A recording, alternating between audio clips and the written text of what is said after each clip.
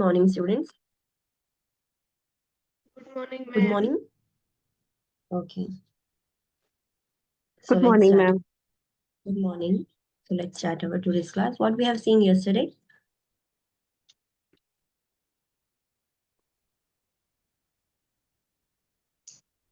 Stroke and multiple sclerosis. Okay. We have seen interventions for the stroke and about aphasia and multiple sclerosis. What is aphasia? Damage Broca and Phoenix area. Yeah. problem બ્રોકા એરિયામાં problem થાય તો communicate ના કરી શકાય અને વર્નિક્સ એરિયામાં problem થાય તો અન્ડરસ્ટેન્ડ ના કરી શકાય. Yes, there is a problem in speech. એને એસ્ફેઝિયા કહેવાય. હવે એના બે ટાઈપ્સ છે, એક્સપ્રેસિવ એફેઝિયા અને રિસેપ્ટિવ એફેઝિયા. એક્સપ્રેસિવ એફેઝિયામાં ક્લાયન્ટ એક્સપ્રેસ ના કરી શકે, મતલબ એને કમ્યુનિકેશનમાં પ્રોબ્લેમ થાય છે. એ પરસીવ કરી શકે છે, એ આપણે જે બોલીએ છીએ, પણ એ એક્સપ્રેસ નથી કરી શકતો. અને કયા એરિયામાં ડેમેજ થાય છે? Broca's. બ્રોકાસ એરિયામાં. Yes. And what happens in receptive aphasia? Patient સમજી નહીં શકતું કે શું બોલાય છે. યસ, પેશન્ટ કેન કમ્યુનિકેટ, એ એક્સપ્રેસ કરી શકે છે, બટ એ પરસીવ નથી કરી શકતું આપણે જે બી બોલીએ છીએ એ.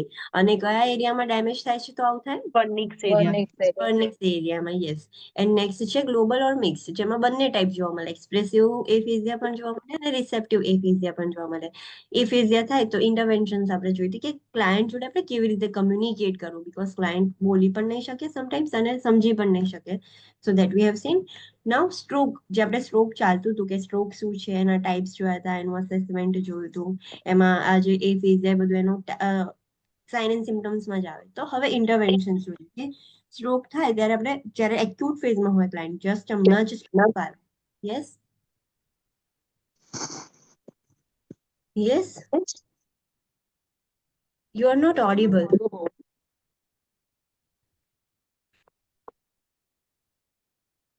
Hello, what is this happening?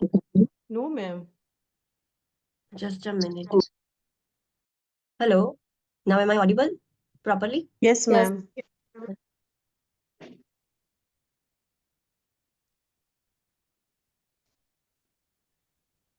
Hello. Yes. Hello. ma'am. Okay, so am I audible to you now clearly? Yes, Yes, ma'am. Okay. So we have seen interventions for the acute phase of stroke. Just a stroke આવ્યો છે તો જે acute phase માં છે, so એ વખતે આપણે શું interventions લેવા છે, તો that we have seen. Then we have seen interventions in the post acute phase of stroke. Post acute phase of stroke means stroke આવ્યો હોય એના પછીનો પીરિયડ લાઈક Yes. 12-24 hours પછી. યસ, મતલબ એટલો બધો બી લેટ નહીં, પણ થોડોક રિસેન્ટ, જે ફર્સ્ટ જે ક્રુશિયલ અવર્સ હતા એ પાસ ઓન થઈ ગયા છે, તો એ post acute phase. Okay, next છે the interventions in chronic phase. Chronic phase means post પછીનો સમય. યસ, હવે સ્ટ્રોક આયા ને ખાસો ટાઈમ થઈ ગયો છે, લેટ થઈ ગયું છે બહુ. તો હવે ક્લાયન્ટ પર શું ઇન્ટરવેન્શન્સ કરવાની? હવે એક્યુટ ફેઝમાં જે આપણે ઇન્ટરવેન્શન્સ કરતા હતા એ હવે કરવાનો કોઈ મતલબ જ નથી, એ પીરિયડ જતો રહ્યો છે. તો હવે ખાલી ક્લાયન્ટને આપણે સ્ટેબિલાઇઝ કરવાનું છે, તો એની ઇન્ટરવેન્શન્સ આપણે જોઈ હતી.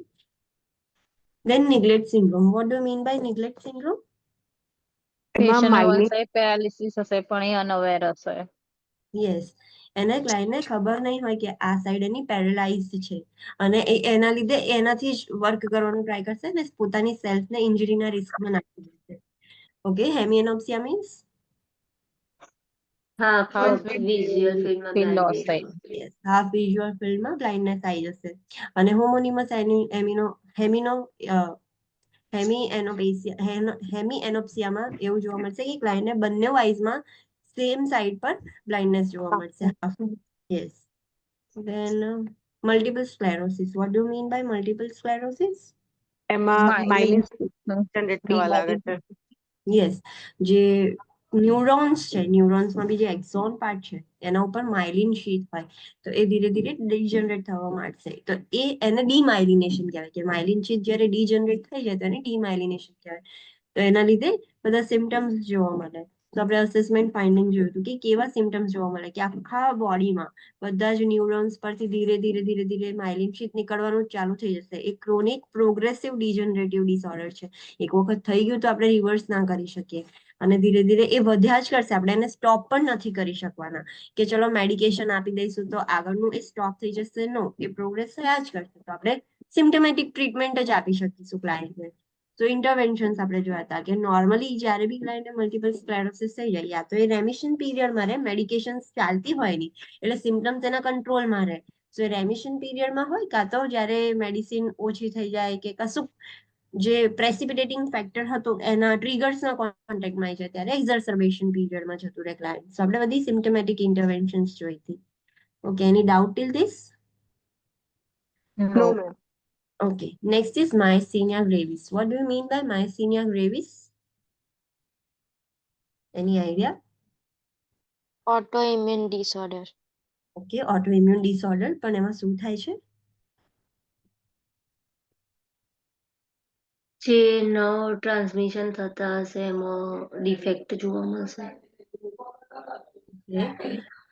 ડિફેક્ટ જોવા મળે છે બટ એ સ્પેસિફિક છે. માયસ્થેનિયા ગ્રેવિસ એ ન્યુરોમસ્ક્યુલર જંકશન પર એનું અફેક્ટ જોવા મળે. ન્યુરોમસ્ક્યુલર જંકશન મીન્સ ન્યુરોટ્રાન્સમીટર જ્યાંથી રિલીઝ થાય કે ટ્રાન્સપોર્ટ થાય છે. નો. જ્યારે બે નર્વ્સ એક સાથે અટેચ થાય મતલબ એક નર્વ અને એની પાછળ બીજી નર્વ છે તો એ નર્વ્સમાંથી નર્વ્સમાં જ જાય છે એ જે સિગ્નલ છે. પણ ન્યુરો એન્ડ મસ્ક્યુલર જંકશન એટલે હવે નર્વ્સનો છેલ્લો એન્ડ છે અને અહીંયાથી મસલ્સ સ્ટાર્ટ થાય છે. તો આપણે હેન્ડ મુવમેન્ટ કરવી છે તો એ કેવી રીતે ખબર પડી? તો આપણે નર્વ્સે મસલ્સને સિગ્નલ આપ્યા, જે ન્યુરો ટ્રાન્સમીટર્સ છે મસલ્સમાં ગયા અને એમને ખબર પડી કે ઓકે હેન્ડ મુવમેન્ટ કરવાનું છે કે હેન્ડ લેવાનું છે કે એનીથિંગ. સો જે લાસ્ટ જે ન્યુરોન હશે, જે આખી નર્વ્સમાં જે છેલ્લો ન્યુરોન હશે મસલ્સ જોડે એનું કનેક્શન હશે, અટેચ ના હોય પણ વચ્ચે સ્પેસ હોય, તો એ જે જંકશન છે ને ન્યુરોમસ્ક્યુલર જંકશન કહેવાય કે હવે નર્વ મસલ્સને સિગ્નલ આપશે. તો ત્યાં એ ઓટો ઇમ્યુન ડિઝીઝના લીધે હવે એ પ્રોપર સિગ્નલ નથી મળતા મસલ્સને એટલે મસલ્સ મોબિલિટીમાં ને એમાં પ્રોબ્લેમ્સ હશે. સો લેટ્સ સી કે what is myasthenia gravis. A neuromuscular auto immune disorder એટલે નર્વ અને મસલ્સ જે છે ત્યાં પ્રોબ્લેમ થાય છે, જ્યાં હવે મસલ્સને ટચ થશે જે છેલ્લી nerve. So that is neuromuscular autoimmune disorder of the neuromuscular junction.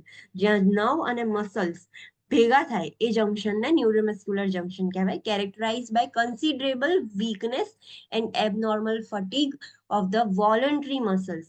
હવે નર્વ્સ છે એ મસલ્સને સિગ્નલ્સ જ નથી મળતા, એ જંકશન પર જ પ્રોબ્લેમ થઈ ગયું છે.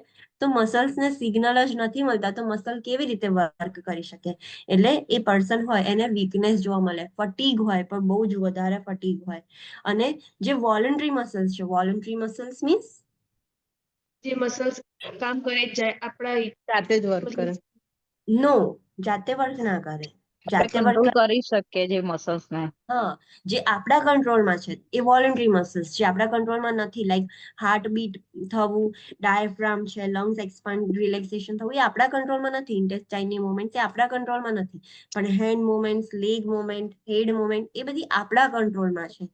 તો એ વોલન્ટરી મસલ્સ છે ત્યાં આગળ જે નર્વ્સ અટેચ થઈ હશે કે જે આપણા ઓર્ડર પ્રમાણે આપણે વર્ક કરાવવું છે તો એ નહીં થાય. So abnormal fatigue of the voluntary muscles. Voluntary muscles બરાબર કામ નહીં કરી શકે બીકોઝ એ મસલ્સને સિગ્નલ નથી મળતા through the nerves. Understood what is myasthenia gravis? Yes ma'am. Okay. A defect in the transmission of nerve impulses at a myoneural junction occurs. Defect થાય છે જે impulses જે ટ્રાન્સમિટ થવા જોઈએ નર્વ્સથી નર્વ્સથી છેક સુધી આવી ગયા પણ હવે નર્વ્સથી જે મસલ્સમાં જવા જોઈએ impulses જે ન્યુરો ટ્રાન્સમિશન થવું જોઈએ ત્યાં આગળ ડિફેક્ટ થઈ ગયું છે. અને માયોન્યુરલ જંકશન મીન્સ મસલ્સ અને ન્યુરોનનું જંકશન. યસ, ન્યુરોમસ્ક્યુલર જંકશન પણ કહેવાય અને માયોન્યુરલ જંકશન પણ કહેવાય. Both is the same thing. તો ત્યાં ડિફેક્ટ છે, જે ઇમ્પલ્સિસ ટ્રાન્સમિટ થવી જોઈએ આગળ થતી નથી.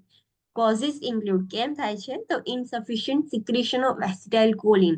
એસિટાઇલ કોલિન જે ન્યુરોટ્રાન્સમીટર છે એ પ્રોપરલી સિક્રીટ નથી થતું. Excessive secretion of cholinesterase. Cholinesterase એ બી ન્યુરોટ્રાન્સમીટર છે, એ એક્સેસિવલી સિક્રેટ થાય છે. એ એક્સેસિવલી સિક્રેટ થશે તો અલ્ટિમેટલી એ એસિટાઇલ કોલિનને સિક્રેટ નહીં થવા દે, બે ઓપોઝિટ હોય. કોલિનેસ્ટરેઝ વધારે સિક્રેટ થાય તો એસિટાઇલ કોલિન ઓછું સિક્રેટ થાય. સો એ એના લીધે થઈ શકે. And unresponsiveness of the muscle fibres to acetyl choline.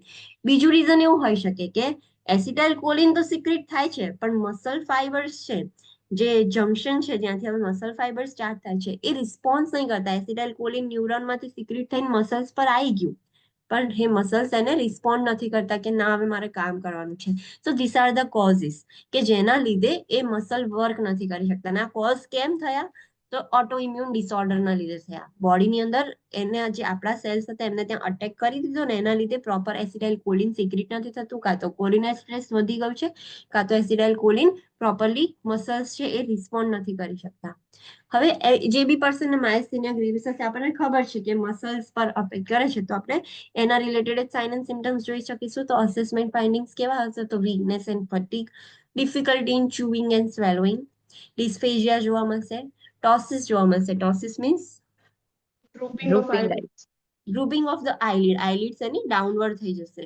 ડિપ્લોપિયા જોવા મળે, વીક હોર્સ વોઇસ, એનો જે વોઇસ છે એ બી એકદમ જાડો જાડો થઈ જશે. Difficulty in breathing, diminished breath sounds and respiratory paralysis and failure બી થઈ શકે. એ મસલનું બી વીકનેસ થઈ શકે છે. સો આટલા અસેસમેન્ટ ફાઇન્ડિંગ્સ છે માયસ્થેનિયા ગ્રેવિસમાં. હવે જે બી પર્સનને માયસ્થેનિયા ગ્રેવિસ હોય તો આપણે એમાં શું ઇન્ટરવેન્શન કરવાની?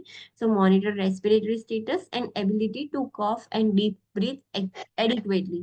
ક્લાયન્ટનું રેસ્પિરેટરી સ્ટેટસ અસેસ કરવાનું, બીકોઝ રિસ્ક છે કે ક્લાયન્ટના એ મસલ્સ બી વીક થઈ જશે. તો પ્રોપરલી ક્લાયન્ટ જે ઇન્હેલ અને એક્ઝેલેશનની પ્રોસેસ હોય એ પ્રોપરલી નહીં કરી શકે. પછી ક્લાયન્ટનું જોવાનું કે એ કેવી રીતે કોફ કરી શકે છે, એડિક્વેટલી ડીપ બ્રીથ કરી શકે છે. મોનિટર ફોર રેસ્પિરેટરી ફેલિયર, અને બહુ વધારે સિવિયર થઈ જાય તો રેસ્પિરેટરી ફેલિયર તો નથી થઈ ગયું ને, એ મોનિટર કરવાનું. Maintain suctioning and emergency equipment at the bed side. હવે ક્લાયન્ટને માયસ્થેનિયા ગ્રેવિસ હોય, લાસ્ટ એડવાન્સ સ્ટેજમાં પહોંચી જાય, પછી ધીરે ધીરે એનું રેસ્પિરેટરી ફેલિયર જોવા મળે, તો આપણે ઓબ્વિયસલી એ પેશન્ટ જોડે હોય હોસ્પિટલમાં તો બેડ સાઇડ પર જ સક્શનિંગ અને ઇમરજન્સી ઇક્વિપમેન્ટ. ઇમરજન્સી ઇક્વિપમેન્ટ એટલે કયા ઇક્વિપમેન્ટની વાત કરી? રેશ કાર્ડ, એમાં ઇન્ટ્યુબેશન નીચે બધી વસ્તુ આવે છે. હા, યસ, બીકોઝ રેસ્પિરેશન એરવેની વાત છે, તો ઇન્ક્યુબેશન ટ્રોલી કે એ જે બધું હોય એ રેડીલી અવેલેબલ રાખવાનું. Monitor vital signs, monitor speech and swallowing abilities to prevent the aspiration. ક્લાયન્ટની સ્પીચ કેવી છે, સ્વેલોઈંગ એબિલિટીઝ કેવી છે, એ મોનિટર કરવાની, તો આપણે એસ્પિરેશન પ્રિવેન્ટ કરી શકીએ. Encourage the client to sit up when eating. એ તો આપણને ખબર જ છે કે એસ્પિરેટ ના થઈ જાય એના માટે બેઠા બેઠા જ ખવાય, સૂતા સૂતા કે એવી રીતે ના ખવાય. Assess muscle status, muscle status assess કરવાનું, એટલે રિફ્લેક્સિસ કેવા છે. પેલું ઓર્થોમાં કેવું પેલું હેમર યુઝ કરે છે, રિફ્લેક્સ હેમર, તો એનાથી ખબર પડે કે એના મસલ્સ કેવી રીતે વર્ક કરે છે, કેટલા વીક છે. Instruct the client to conserve strength. ક્લાયન્ટને એક્સેસિવ ફટીગ થઈ જશે, એટલે આપણે ક્લાયન્ટને સમજાવવાનું કે બને એટલી એનર્જી સેવ કરવાનું ટ્રાય કરો, અનનેસેસરીલી એક્ટિવિટીઝ ના કરશો. Plan short activities that coincide with times of maximal muscle strength. Short activities plan કરવાની, થોડુંક થોડુંક કામ કરીને પછી રેસ્ટ લેવાનું, એવી રીતે. અને એ જે એક્ટિવિટીઝ છે એ એવા ટાઈમે કરવાની કે જ્યારે એમની મસલ સ્ટ્રેન્થ વધારે હોય. એક આખા દિવસમાં એક એવો ટાઈમ હોય કે જ્યારે એમને થોડુંક વધારે એનર્જેટિક ફીલ થાય, બહુ લો ફીલ ના થાય. તો તમે જ્યારે બહુ જ વધારે મેક્સિમલ સ્ટ્રેન્થ હોય ત્યારે તમે એ કરી શકો છો. Monitor for myasthenic or cholinergic crisis, that we will see further. જેમ એડિસન્સ ડિઝીઝ વધી જાય તો એડિસોનિયન ક્રાઇસિસ એવી રીતનું થતું હતું ને. સો આ જ્યારે વધી જશે, બહુ જ વર્સ થઈ જશે, તો માયસ્થેનિક ક્રાઇસિસ બી થઈ શકે છે અને કોલિનર્જિક ક્રાઇસિસ બી થઈ શકે છે. તો ક્લાયન્ટને એક્સેસિવ ના થઈ જાય, ક્રાઇસિસમાં ના જતું રહે, એ આપણે જોવાનું છે. Administer anticholinesterase medication as prescribe.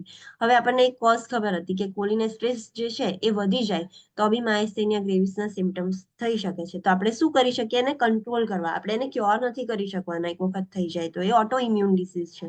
સો આપણે એન્ટીકોલિનેસ્ટ્રેસ મેડિકેશન આપીશું, એટલે કોલિનેસ્ટ્રેસ છે એને ઓછું કરશે અને પછી એસિટાઇલ કોલિન નોર્મલી સિક્રેટ થઈ શકે. Instruct the client to avoid stress, infection, fatigue and over the counter medications. આ બધું વસ્તુ અવોઇડ કરવાની. આના લીધે સિમ્ટમ્સ વર્સ થઈ શકે છે. એના લીધે જે બોડી છે એ એને રિએક્ટ નહીં કરે પ્રોપરલી. જે સિમ્ટમ્સ કંટ્રોલમાં છે એ ફરીથી વર્સ થઈ શકે છે. તો ક્લાયન્ટને સમજવાનું, સ્ટ્રેસ અવોઇડ કરવાનું, ઇન્ફેક્શન અવોઇડ કરવાનું, fatigue and OTC medications avoid કરવાની. Medications are known to exacerbate myasthenia, such as fluoroquinolones, beta blockers, and magnesium. The nurse needs to conduct a careful medication reconciliation. અમુક medications છે એ medications લે ને client, તો એના લીધે માયસ્થેનિયાના symptoms વધી શકે છે, બહુ વધારે સિવિયર થઈ શકે છે. કઈ મેડિકેશન્સથી એ વધી શકે છે? તો ફ્લોરોક્વિનોલોન્સ છે, બીટા બ્લોકર્સ છે, મેગ્નેશિયમ છે. તો નર્સે એકદમ કેરફુલી આ મેડિકેશનનું ધ્યાન રાખવાનું કે કદાચ નીડ અરાઇઝ થાય તો ક્લાયન્ટને આ મેડિકેશન્સ આપવાની જરૂર પડી તો આપણે બેકઅપ પ્લાન રાખવાનું છે કે ક્લાયન્ટની બીજી જે એની માયસ્થેનિયા માટે જે મેડિકેશન્સ ચાલતી હતી એ તમારે એનો ડોઝ ઇન્ક્રીઝ કરવો પડશે કે તમારે એક બેકઅપ પ્લાન રાખવો પડશે, બીકોઝ આ medication sign and symptoms worse કરશે. Instruct the client to wear a medic alert bracelet. Inform the client about services from the Myasthenia Gravis Foundation. At the end, જે બી આવા એનજીઓઝ હોય, foundations હોય, organisations હોય, જે બી હોય એના રિલેટેડ ઇન્ફોર્મેશન આપવાની કે જે આવા બધા ડિસઓર્ડર્સ હોય જે લાઈફ લોંગ સુધી તમારી સાથે જ રહેવાના હોય એના માટે એક ઓર્ગેનાઇઝેશન્સ હોય કે જેમાં આવા બધા ક્લાયન્ટ જોડાઈને એકબીજા સાથે સર્વિસીસ લઈ શકે, હેલ્પ લઈ શકે, તો એના રિલેટેડ ઇન્ફોર્મેશન આપવાની ક્લાયન્ટને કે આવું છે, તમે ત્યાં જઈને તમારે સર્વિસીસ લઈ શકો છો. એન્ટીકોલિનેસ્ટ્રીસ મેડિકેશન એ શું કરશે? જે આપણે ટ્રીટમેન્ટ આપીએ છીએ મેડિકેશનમાં, તો increase levels of acetyl choline at a myoneural junction. આપણને ખબર છે કોલિનેસ્ટ્રેસ ઓછું થશે તો એસિટાઇલ કોલિનનું સિક્રેશન વધશે, અને કોલિનેસ્ટ્રેસ વધી જશે તો એસિટાઇલ કોલિન ઓછું થઈ જશે. તો આપણે કોલિનેસ્ટ્રેસ વધારે છે તો એ આપણે એન્ટીકોલિનેસ્ટ્રેસ આપીશું એટલે એસિટાઇલ કોલિન વધી જશે માયોન્યુરલ જંક્શન પર, અને જે વીકનેસ છે એ થોડીક ઓછી થશે, કંટ્રોલમાં આવશે, કમ્પ્લીટલી ક્યોર નથી થઈ જવાનું પણ એ કંટ્રોલમાં આવી જશે. Next is myasthenic crisis. આપણે જે જોયું કે અગર એ વર્સ ફોર્મમાં થઈ જાય તો માયસ્થેનિક ક્રાઇસિસ થાય. તો એ કેમ થાય? An acute exacerbation of the disease. What does this mean? Excessive symptoms વધી જાય. હા, એક્સેસિવ બહુ જ વધી ગયું છે. હવે માયસ્થેનિક ગ્રેવિસ છે એટલું અત્યારે પીક પર છે એના સિમ્ટમ્સ, તો એને માયસ્થેનિક ક્રાઇસિસ કહેવાશે. હવે કેમ થાય છે? The crisis is caused by rapid, unrecognized progression of disease, inadequate amount of the medication, infection, fatigue or stress. ક્લાયન્ટને ખબર જ નથી પડી, મેડિકેશનનો ડોઝ ઓછો લે છે કે એ જે ડિઝીઝ છે એ બહુ જ પ્રોગ્રેસ થઈ ગયો છે તો એ ક્રાઇસિસમાં જઈ શકે. પ્રોપર મેડિકેશનનો ડોઝ નથી જતો, મેડિકેશનના ડોઝથી સિમ્ટમ્સ કંટ્રોલ રહેતા હતા તો કે મેડિકેશનનો ડોઝ નથી જતો તો પણ થઈ શકે છે. કાં તો જે પ્રેસિપિટેટિંગ ફેક્ટર્સ હતા કે જેના લીધે વર્સ થઈ શકે છે, તો ઇન્ફેક્શન, ફટીગ કે સ્ટ્રેસ થઈ જશે ક્લાયન્ટને, તો એના લીધે માયસ્થેનિક ક્રાઇસિસમાં જતું રહેશે ક્લાયન્ટ. મેડમ અસેસમેન્ટ, આનો કોઈ પરફેક્ટ ડાયગ્નોસ્ટિક ટેસ્ટ હા આવશે ને, છે ને, we will see. Okay. Yes. So હવે માયસ્થેનિયા ગ્રેવિસ છે તો એનું ક્રાઇસિસ છે, ગ્રેવિસ નહીં, હવે ક્લાયન્ટ ક્રાઇસિસમાં જતું રહ્યું છે, વર્સ બહુ સિમ્ટમ્સ વધી ગયા છે. તો એમાં શું અસેસ કરશો તમે? તો increased pulse, respiration and blood pressure. Any pulse increase થઈ જશે, રેસ્પિરેશન બી ઇન્ક્રીઝ થઈ જશે એટલે ટેકિકાર્ડિયા, ટેકિપનિયા એન્ડ હાઇપરટેન્શન થઈ જશે. ડિઝનિયા, એનોક્સિયા એન્ડ સાઇનોસિસ, અને એના લીધે ડિફિકલ્ટી ઇન બ્રીથિંગ થઈ જશે, રેસ્પિરેટરી રેટ ઇન્ક્રીઝ થશે એટલે રેપિડ અને શેલો થઈ જશે, પ્રોપર બ્રીથ નહીં કરી શકે ક્લાયન્ટ, ભલે રેટ ફાસ્ટ થઈ જશે. તો ડિઝનિયા જોવા મળશે, ધીરે ધીરે એનોક્સિયા થઈ જશે એટલે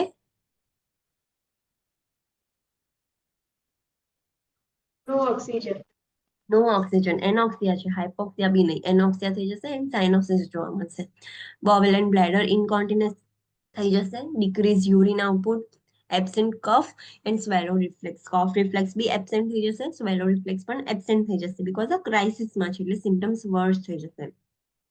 તો ઇન્ટરવેન્શન શું કરી શકીએ આપણે?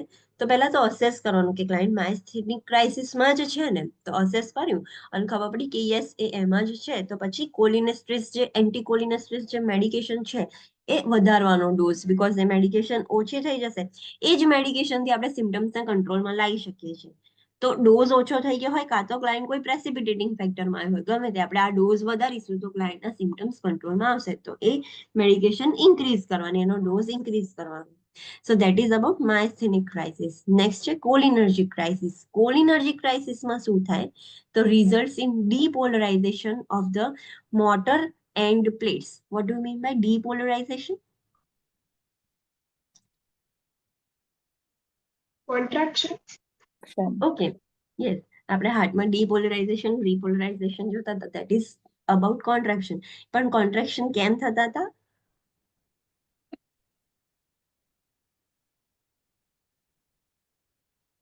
કોન્ટ્રેક્શન કેમ થાય હાર્ટમાં? કોન્ટ્રેક્શન ક્યારે? ઇલેક્ટ્રિકલ એક્ટિવિટીના કારણે ઇલેક્ટ્રિકલ એક્ટિવિટીઝ ને યસ, તો જેવી ઇલેક્ટ્રિકલ એક્ટિવિટીઝ શૂટ થશે, રિલીઝ થશે, એટલે હાર્ટ કોન્ટ્રેક્ટ થશે.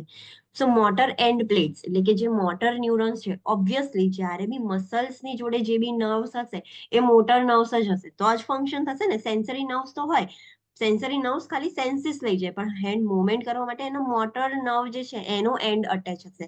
તો જ્યારે મોટર એન્ડ છે જે નર્વ્સ છે એમાં ડીપોલરાઇઝેશન વધી જશે, એટલે એક્સેસિવલી જે ન્યુરોટ્રાન્સમીટર છે જે ઇલેક્ટ્રિકલ ઇમ્પલ્સીસ લઈ જાય છે એ વધી ગયું છે. સો કેમ એવું થયું? એના લીધે કોલિનર્જિક ક્રાઇસિસ થાય. તો કેમ એવું થયું? તો crisis is caused by over medication with anticholinesterase. જ્યારે ક્લાયન્ટને એન્ટીકોલિનેસ્ટ્રેસ મેડિકેશન્સ બહુ વધી જાય તો એ બહુ જ વધારે એસિટાઇલ કોલિન સિક્રેટ કરશે અને બહુ જ વધારે ન્યુરોટ્રાન્સમીટર ત્યાંથી લીક થશે, મતલબ પાસ થશે. તો ડીપોલરાઇઝેશન થઈ જશે, ત્યાં આગળ વધી જશે. તો ધીસ ઇઝ લાઈક હાઇપરગ્લાયસેમિયા અને હાઇપોગ્લાયસેમિયા. અગર તમે ઇન્સ્યુલિન વધારે આપી દેશો તો ક્લાયન્ટને હાઇપોગ્લાયસેમિયા થઈ જશે, અને ઇન્સ્યુલિન ઓછું થઈ જશે તો ક્લાયન્ટને હાઇપરગ્લાયસેમિયા થઈ જશે. તો ઇટ ઇઝ સેમ. માયસ્થેનિયા ગ્રેવિસમાં એનો મેડિકેશન પ્રોપરલી લેવાની. જો ઓછી લેશે તો બી પ્રોબ્લેમ, ઓવર મેડિકેશન થઈ જશે તો બી ક્લાયન્ટને પ્રોબ્લેમ થઈ જશે. અસેસમેન્ટ, જ્યારે કોલિનર્જિક ક્રાઇસિસ થશે ત્યારે શું થશે? તો એબ્ડોમિનલ ક્રેમ્પ્સ આવશે ક્લાયન્ટને, નોઝિયા, વોમિટિંગ એન્ડ ડાયરિયા જોવા મળશે, બ્લડ વિઝન થઈ જશે, ક્લાયન્ટ પેલ થઈ જશે, પ્યુપિલરી માયોસિસ થશે. What do you mean by miosis? Pupil constrict થઈ જાય. કન્સ્ટ્રિક્ટ થઈ જશે, યસ. અને ડાયલેટ થાય એને શું કહેવાય? એ ડ્રગનું માઇડ્રિયાસિસ કહેવાય, યસ. જે માઇડ્રિયાટિક ડ્રગ્સ હતા એ માઇડ્રિયાસિસ કરે, અને જે માયોટિક ડ્રગ્સ હતા એ માયોસિસ કરે. તો આ તમે વિચારો કે મસલ્સમાં બહુ વધારે જ ઇલેક્ટ્રિકલ એક્ટિવિટી આવી ગઈ તો એ ઓવર એક્ટિવ થઈ ગયા છે, ક્રેમ્પ્સ આવે છે, જે ઇન્ટેસ્ટાઇન છે એની બી મોટિલિટી વધી ગઈ છે, પછી પ્યુપિલરી બી કન્સ્ટ્રિક્ટ થઈ ગયા છે, ફેશિયલ મસલ્સ ટ્વિચિંગ થવાનું સ્ટાર્ટ થઈ જશે, બીકોઝ એક્સ્ટ્રા ન્યુરોટ્રાન્સમીટર છે મસલ્સને ઇરિટેટ કરે છે, તો એના રિલેટેડ સિમ્ટમ્સ જોવા મળશે. ક્લાયન્ટને હાઇપોટેન્શન થઈ જશે, પેલામાં હાઇપરટેન્શન થતું હતું, આમાં હાઇપોટેન્શન થશે. ઇન્ક્રીઝડ બ્રોન્કિયલ સિક્રેશન્સ, ટીયરિંગ, પરસ્પિરેશન, બ્રોન્કિયલ સિક્રેશન બી ઇન્ક્રીઝ થઈ જશે, ટીયરિંગ પ્રોડક્શન બી ઇન્ક્રીઝ થઈ જશે, ક્લાયન્ટને પરસ્પિરેશન થવાનું સ્ટાર્ટ થઈ જશે, બ્રોન્કોસ્પાઝમ થશે. હવે બધું કોન્સ્ટ્રિક્ટ થવાનું સ્ટાર્ટ થાય છે એટલે બ્રોન્કોસ્પાઝમ થશે. હવે બ્રોન્કોસ્પાઝમ થઈ જાય તો કેવો સાઉન્ડ આવે? નેરો થઈ જાય છે એરવે, એટલે એરવે વીઝિંગ સાઉન્ડ આવે, સીટી જેવું વાગે, બીકોઝ જગ્યા ઓછી થઈ ગઈ છે તો વીઝિંગ સાઉન્ડ આવશે, બ્રેડિકાર્ડિયા જોવા મળશે. તો કોલિનર્જિક ક્રાઇસિસમાં આ બધા અસેસમેન્ટ ફાઇન્ડિંગ્સ જોવા મળે. ઇન્ટરવેન્શન શું કરીશું? તો વિથહોલ્ડ એન્ટીકોલિનેસ્ટ્રેસ મેડિકેશન ઓવરડોઝ થઈ ગયું છે તો ઓબ્વિયસલી આપણે હવે એને વિથહોલ્ડ કરવાની છે, એને ઓછું કરવાનું છે. Prepare to administer antidote. હવે કોલિનેસ્ટ્રેસ મેડિકેશન્સ બહુ વધી જાય તો એનો એન્ટીડોટ આપવો પડે. હવે તમને ખબર છે કે બ્રેડિકાર્ડિયા હોય તો આપણે શું આપીએ છીએ? એટ્રોપિન. એટ્રોપિન આપીએ છીએ, યસ. તો આ મેડિકેશન ઓવરડોઝ થઈ જાય ને તો ક્લાયન્ટને બ્રેડિકાર્ડિયા થઈ જાય, અને ધીરે ધીરે હાર્ટ એટલું મતલબ ઓછું ફંક્શન કરતું થઈ જશે કે ક્લાયન્ટ કાર્ડિયાક અરેસ્ટમાં જઈ શકે છે જો આપણે ટ્રીટ ના કરીએ તો. તો ઓબ્વિયસલી એનો એન્ટીડોટ છે એટ્રોપિન સલ્ફેટ. તો એવી રીતે યાદ રાખવાનું કે બહુ વધારે એસિટાઇલ કોલિન બહુ જ વધારે વધી જાય તો એ બ્રેડિકાર્ડિયા કરી દેશે. તો આપણે એના એન્ટીડોટ, યસ. આમાં હાઇપોટેન્શન કેમ થાય? એમ તમે કીધું કે બધું કન્સ્ટ્રિક્ટ થાય તો પછી હાઇપરટેન્શન જોવા ના મળે? ના, પણ એમાં વેસલ્સ ને નથી કન્સ્ટ્રિક્ટ કરતી, મસલ્સ પર. હા, મસલ્સ પર એ વર્ક કરે છે કન્સ્ટ્રિક્શન્સ. જે મસલ્સ છે એના ઉપર ઇફેક્ટ થાય છે. It is on the neuromuscular junction. Yeah, okay. So એમાં એટલા માટે હાઇપોટેન્શન જોવા મળે છે બીકોઝ બ્રેડિકાર્ડિયા ને બધું લો થઈ ગયું છે. જેટલું હાર્ટ રેટ ઓછી થઈ જશે એટલું પ્રેશરથી બ્લડ નહીં આવી શકે, એટલા માટે હાઇપોટેન્શન થઈ જાય છે. સો આપણે બ્રેડિકાર્ડિયાને ટ્રીટ કરવા માટે આપણે એટ્રોપિન સલ્ફેટ આપીએ છીએ, તો એનો એન્ટીડોટ છે તો આપણે એ આપવો પડશે. Monitor vital signs and respiratory status closely.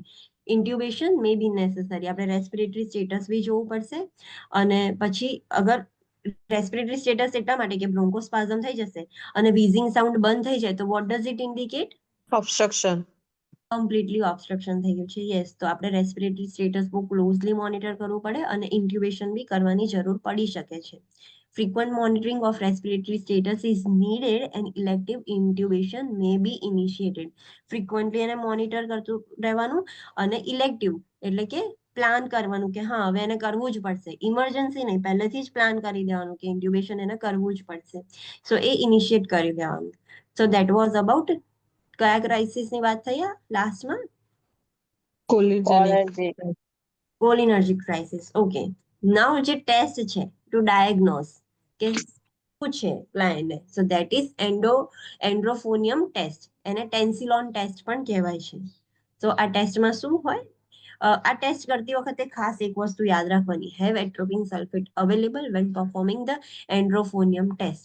જ્યારે બી તમને કોઈ ક્વેશ્ચન પૂછાય એન્ડ્રોફોનિયમ ટેસ્ટ રિલેટેડ, તો પહેલા આ દિમાગમાં વિચારવાનું કે મારે એટ્રોપિન તો મારી જોડે રાખવાનું જ છે આ ટેસ્ટ કરવાનું હોય ત્યારે, એ નહીં ભૂલવાનું. હવે ટેસ્ટ શું છે? Let's see that.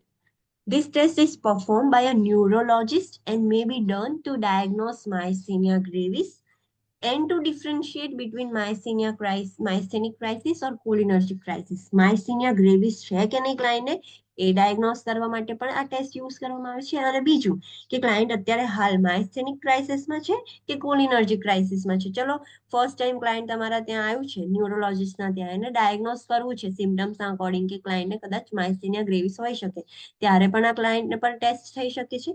અને પછી એ ક્લાયન્ટને માયસ્થેનિયા ગ્રેવિસ થઈ ગયું છે તો ફ્યુચરમાં ચલો એને ક્રાઇસિસ કયું છે, માયસ્થેનિક ક્રાઇસિસમાં છે અત્યારે ક્લાયન્ટ, એટલે મેડિકેશન ઓછી છે કે ઓવરડોઝ થઈ ગયો છે એ બી ડિફરન્શિએટ કરવું હોય ત્યારે પણ આ ટેસ્ટ યુઝ કરી શકીએ છીએ. The test places the client at risk for ventricular fibrillation and cardiac arrest. Emergency equipments needs to be available. આ ટેસ્ટનું એક કાઇન્ડ ઓફ શું કહેવાય કે ડ્રોબેક છે. આ ટેસ્ટના લીધે ક્લાયન્ટને વેન્ટ્રિક્યુલર ફિબ્રિલેશનનું રિસ્ક વધી જશે. હવે જ્યારે બી ફિબ્રિલેશન થાય તો એ ફિબ્રિલેશન કાર્ડિયાક અરેસ્ટમાં જ જતું રહે, બીકોઝ ફિબ્રિલેશન એટલે ખાલી વાઇબ્રેશન જ થાય છે, હાર્ટમાંથી પંપ નથી થતું બ્લડ. તો વેન્ટ્રિક્યુલર ફિબ્રિલેશનના રિસ્ક વધારે છે અને અલ્ટિમેટલી કાર્ડિયાક અરેસ્ટમાં પણ જઈ શકે છે ક્લાયન્ટ. તો જ્યારે બી આ ટેસ્ટ પરફોર્મ કરીએ તો એટ્રોપિન સલ્ફેટ અને જોડે ઇમરજન્સી ટ્રોલી એટલે કે ક્રેશ કાર ટ્રોલી હોવી જોઈએ. Myasthenia gravis is diagnosed through history and physical examination done by the PHCP, and endophonium test or electromyography may be utilized to in the diagnosis process. હવે આપણે first of all આ test કરતા પહેલા આપણે શું કરીશું કે પહેલા ક્લાયન્ટની હિસ્ટ્રી લઈશું, ફિઝિકલ એક્ઝામિનેશન કરીશું જે પીએચસીપી કરશે. એટલે પીએચસીપી ને થયું કે ક્લાયન્ટને બધા હિસ્ટ્રી, ફિઝિકલ એક્ઝામિનેશનના જે બધા સાઇન એન્ડ સિમ્ટમ્સ હતા એ માયસ્થેનિયા ગ્રેવિસ પર જાય છે. ક્લાયન્ટે પછી જે પીએચસીપી છે એમને એન્ડોફોનિયમ ટેસ્ટ કર્યો કાં તો ઇલેક્ટ્રોમાયોગ્રાફી કર્યું. ઇલેક્ટ્રોએન્સેફેલોગ્રાફી એટલે કે બ્રેનના જે મસલ્સની ઇલેક્ટ્રિકલ ઇમ્પલ્સની હતી એની સ્ટડી કર્યું. હવે જે નર્વ્સ અને મસલ્સ આગળ જે ઇલેક્ટ્રિકલ ઇમ્પલ્સ જે થાય છે એની સ્ટડી કરીશું, એટલે ઇલેક્ટ્રોમાયોગ્રાફી કર્યું. So that is EMG. તો એની સ્ટડી કરી અને પછી ખબર પડી, કન્ફર્મેશન થયું કે ઓકે ક્લાયન્ટને અત્યારે માયસ્થેનિયા ગ્રેવિસ છે. પણ અત્યારે આપણે જોવાનું છે એન્ડ્રોફોનિયમ ટેસ્ટ. જે ઈએમજી છે એ 61 ચેપ્ટર એટલે કે મસ્ક્યુલોસ્કેલેટલ ચેપ્ટર છે એમાં આપેલું જ છે ડાયગ્નોસ્ટિક ટેસ્ટ. સો અત્યારે આપણે એન્ડ્રોફોનિયમ ટેસ્ટ જોઈએ. તો એમાં શું કરવામાં આવે, એ પ્રોસિજર કેવી રીતે હોય? તો edrophonium injection is administer in a client. Edrophonium test છે તો એન્ડ્રોફોનિયમ એ કાઇન્ડનું ઇન્જેક્શન છે. તો ક્લાયન્ટને પહેલા એ ઇન્જેક્શન આપવામાં આવે IV through. Positive for myasthenia gravis. આપણે ક્યારે કહી શકીએ કે ક્લાયન્ટને માયસ્થેનિયા ગ્રેવિસ છે? પોઝિટિવ ટેસ્ટ ક્યારે આવે? તો client shows improvement in the muscle strength after the administration of edrophonium. જ્યારે તમે ક્લાયન્ટને એન્ડ્રોફોનિયમ મેડિકેશન આપશો ને તેની મસલ સ્ટ્રેન્થ સારી થઈ જશે. ક્લાયન્ટની મસલ્સ વીક થઈ ગયા હતા બીકોઝ પ્રોપર જે એસિટાઇલ કોલિન ને બધું સિક્રેટ નહોતું થતું. તમે જેવી આ મેડિકેશન આપશો ને ક્લાયન્ટનું એ સિક્રેશન સારું થશે, ઇમ્પ્રુવ થશે. એટલે શું કહેવાય, મેડિકેશનના લીધે ઇમ્પ્રુવ થાય છે એટલે તમને મસલ સ્ટ્રેન્થ જોવા મળશે. ફોર એક્ઝામ્પલ ક્લાયન્ટને ટોસિસ હોય, ડ્રુપિંગ ઓફ આઈલિડ્સ થઈ ગયું હોય તો ક્લાયન્ટના આઈલિડ્સ નોર્મલ થવાનું સ્ટાર્ટ થશે, ક્લાયન્ટને વીકનેસ ઓછી ફીલ થશે, ક્લાયન્ટ મૂવમેન્ટ કરી શકશે. તો એવું જોવા મળશે. એનો મતલબ કે ક્લાયન્ટને માયસ્થેનિયા ગ્રેવિસ જ હતું, તમે મેડિકેશન આપીને તો સારું થઈ ગયું છે. નેગેટિવ ક્યારે કહેવાય? Negative for myasthenia gravis means client shows no improvement in the muscle strength and strength may even deteriorate after injection of androphonium. હવે ક્લાયન્ટને માયસ્થેનિયા ગ્રેવિસ નથી, બીજું કોઈ ડિસઓર્ડર છે અને મસલ વીક થઈ ગયા છે, તો તમે એન્ડ્રોફોનિયમ ઇન્જેક્શન આપશો તો ક્લાયન્ટને કશી અસર જ નહીં કરે, બીકોઝ એનો તો પ્રોબ્લેમ જ નથી, તો ક્લાયન્ટને કોઈ જ ઇમ્પ્રુવમેન્ટ નહીં આવે, એ એવું ને એવું જ રહેશે. ઓર ક્લાયન્ટને ફોર એક્ઝામ્પલ માયસ્થેનિયા ગ્રેવિસ છે અને ક્લાયન્ટ કોલિનેસ્ટ્રેસ ક્રાઇસિસમાં છે, એમાં શું થતું હતું? ઓવરડોઝ થઈ જાય. વધારે યસ, અને તમે હજુ પાછી બીજી મેડિકેશન આપી તો વધારે ડિટરિયોરેટ થઈ જશે ફંક્શન, બહુ વધારે વર્સ થશે, તો પછી આપણે એન્ટીડોટ આપવો પડશે ને, વર્સ થઈ જશે, એટલા માટે એન્ટ્રોપિન સલ્ફેટ યાદ રાખવું. તો આપણને ખબર પડે કે ક્લાયન્ટને માયસ્થેનિયા ગ્રેવિસ છે કે કોલિનેસ્ટ્રેસ ક્રાઇસિસ છે, તો આ ટેસ્ટ પરથી આઈડેન્ટિફાઈ થાય. ટુ ડિફરન્શિએટ ધ ક્રાઇસિસ ખબર પડી શકે. તો હવે માયસ્થેનિક ક્રાઇસિસ હોય ક્લાયન્ટને, તો જેવું તમે એન્ડ્રોફોનિયમ ઇન્સર્ટ કરશો, if the strength improves the client need more medication, strength improve થઈ જાય, તો એ પોઝિટિવ તો કે છે કે હા ક્લાયન્ટને છે જ, તકલીફ તો છે જ, તો ક્લાયન્ટને વધારે જરૂર પડવી પડશે. અને તમે એન્ડ્રોફોનિયમ એડમિનિસ્ટર કરો અને વીકનેસ વધારે સિવિયર થઈ જાય, તો client is over medicated and prepared to administer atropine sulfate, the antidote as prescribed. Understood? કે શું છે આ? Yes ma'am. હા, ટેસ્ટ પર યસ. ક્રાઇસિસમાં સમજમાં ના આવે ડિફરન્શિએટ. માયસ્થેનિક ક્રાઇસિસ અને કોલિનર્જિક ક્રાઇસિસ. હા. Okay, let me give you one example કે એક પેશન્ટ છે, એ હોસ્પિટલમાં આવ્યું, એને સિમ્ટમ્સ હતા કે એનું ટોસિસ હતું, મસલ વીકનેસ હતી, એ બધા સિમ્ટમ્સ લઈને એ હોસ્પિટલમાં આવ્યું. તો હોસ્પિટલમાં ફર્સ્ટ એને PHCP એ લીધું, PHCP એ બધી હિસ્ટ્રી પૂછી, ફિઝિકલ એક્ઝામિનેશન કર્યું, તો PHCP ને ડાઉટ ગયો કે આના સિમ્ટમ્સ માયસ્થેનિયા ગ્રેવિસ બાજુ છે, but he is not sure કે આ વીકનેસ માયસ્થેનિયા ગ્રેવિસના લીધે છે કે બીજા કોઈ ડિસઓર્ડરના લીધે છે, પણ એને ડાઉટ હતો. તો એ કાં તો પેલું ઇલેક્ટ્રોમાયોગ્રાફી કરાવશે કાં તો એન્ડ્રોફોનિયમ ટેસ્ટ કરાવશે. હવે ક્લાયન્ટનું એન્ડ્રોફોનિયમ ટેસ્ટ કર્યું, એમાં એક ઇન્જેક્શન આપવામાં આવ્યું જે મસલ સ્ટ્રેન્થ ઇમ્પ્રુવ કરે છે, એટલે કાઇન્ડ ઓફ એસિટાઇલ કોલિનનું ઇન્જેક્શન છે એવું વિચારો, તો મસલ સ્ટ્રેન્થ ઇમ્પ્રુવ થશે. તો ઇન્જેક્શન આપ્યું અને ઇન્જેક્શન આપ્યા પછી મસલ સ્ટ્રેન્થ ઇમ્પ્રુવ થઈ ગઈ, તો એનો મતલબ કે ક્લાયન્ટને માયસ્થેનિયા ગ્રેવિસ જ છે, અને ઇન્જેક્શન આપ્યા પછી બી કશો ફરક નથી પડતો, હજુ બી એવું છે, વીકનેસ વર્સ બી નથી થતી, એટલી જ સ્ટેટ પર છે. તો એ શું ઇન્ડિકેટ કરે છે? મસલ સ્ટ્રેન્થ ઇમ્પ્રુવ પણ નથી થતી, ખરાબ પણ નથી થતી, જેવી હતી એવી ને એવી જ છે, મેડિકેશન આપવાથી કશી જ અસર થઈ નથી, તો એ શું ઇન્ડિકેટ કરે છે? માયસ્થેનિયા ગ્રેવિસ નથી. નેગેટિવમાં. નેગેટિવ છે, કશું જ નથી. આ જે મસલ વીકનેસ થઈ છે માયસ્થેનિયા ગ્રેવિસના લીધે નથી, બીજા કોઈ રીઝનથી છે, તો પછી ઓકે, એ રૂલ આઉટ, એ એલિમિનેટ થઈ ગયું, તો નેક્સ્ટ રૂલ આઉટ કરવા માટે નેક્સ્ટ કરશે. હવે ક્લાયન્ટને ચલો એ જેવી તમે મેડિકેશન્સ આપી, અગર એ મસલની સ્ટ્રેન્થ વધી ગઈ તો એનો મતલબ કે પોઝિટિવ છે, માયસ્થેનિયા ગ્રેવિસ છે, પણ ઇમ્પ્રુવમેન્ટ થવાની જગ્યાએ ડિટરિયોરેટ થઈ, ના હોય તો ડિટરિયોરેટ ના થાય, પણ આ તો ડિટરિયોરેટ થઈ ગઈ, મસલ વીકનેસ ઓર વધી ગઈ, તો એ શું ઇન્ડિકેટ કરે છે? કોલિન્જરિક ક્રાઇસિસ. કોલિન્જેનિક ક્રાઇસિસ. ક્રાઇસિસમાં છે. યસ, ક્લાયન્ટને ક્રાઇસિસ છે, બીકોઝ કશું ના થાય એનો મતલબ નથી, પણ આ તો ખરાબ થઈ ગયું ક્લાયન્ટને, તો એ ક્રાઇસિસ ઇન્ડિકેટ કરે છે. અને માયસ્થેનિક ક્રાઇસિસમાં શું હોય કે તમે મેડિકેશન આપો છો, પોઝિટિવ આવ્યા પછી તમે મેડિકેશન આપો છો, એટલે ક્લાયન્ટને મેડિકેશનની જરૂર છે. જ્યારે એક વખત રૂલ આઉટ થઈ જાય ને ફરીથી ક્લાયન્ટ બતાવવા આવે, એક વખત આપણે ફર્સ્ટ ટેસ્ટમાં આવ્યું છે ક્લાયન્ટ હોસ્પિટલ, તમે ડાયગ્નોઝ કરી લીધું કે હા ક્લાયન્ટને માયસ્થેનિયા ગ્રેવિસ છે, તો હવે ખબર પડી કે ક્લાયન્ટને મેડિકેશન આપવાની છે, પણ ક્લાયન્ટ 2 મહિના પછી ફરી આવે છે સેમ કમ્પ્લેન લઈને, તો તમે ફરી ટેસ્ટ કરશો તો ક્લાયન્ટ ખબર પડશે કે ક્લાયન્ટ અત્યારે ઓવર મેડિકેટ છે કે અંડર મેડિકેટ, ક્રાઇસિસના સિમ્ટમ્સ છે તો કયા છે, તો ફરીથી ટેસ્ટ કરીશું, તો વીકનેસ ઇમ્પ્રુવ થાય એનો મતલબ કે ક્રાઇસિસમાં છે, અને વીકનેસ બહુ ખરાબ થઈ જાય તો એનો મતલબ કોલિનર્જિક ક્રાઇસિસમાં છે. અન્ડરસ્ટુડ? Yes ma'am. ઓકે, હજુ ના ખબર પડે તો still I can explain you. સમજમાં આવી. Okay, so that is about cholinergic crisis. તો આ ડાયગ્નોસ્ટિક ટેસ્ટ હતો, આપણે ઇન્ટરવેન્શન્સ તો પહેલા જ જોઈ લીધા હતા, પણ આ ટેસ્ટ હતો જે લાસ્ટમાં બતાવ્યું. Next disease is Parkinson's disease. What do you mean by Parkinson's disease?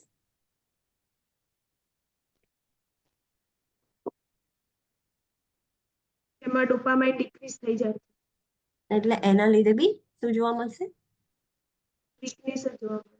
Yes, weakness જ જોવા મળશે. So, a degenerative disease caused by depletion of the dopamine, which interferes with the inhibition of excitatory impulses, resulting in the dysfunction of extrapyramidal symptoms. Extrapyramidal symptoms means system, sorry, extrapyramidal system means there are two systems, pyramidal system and extrapyramidal system. Pyramidal system શું કરશે?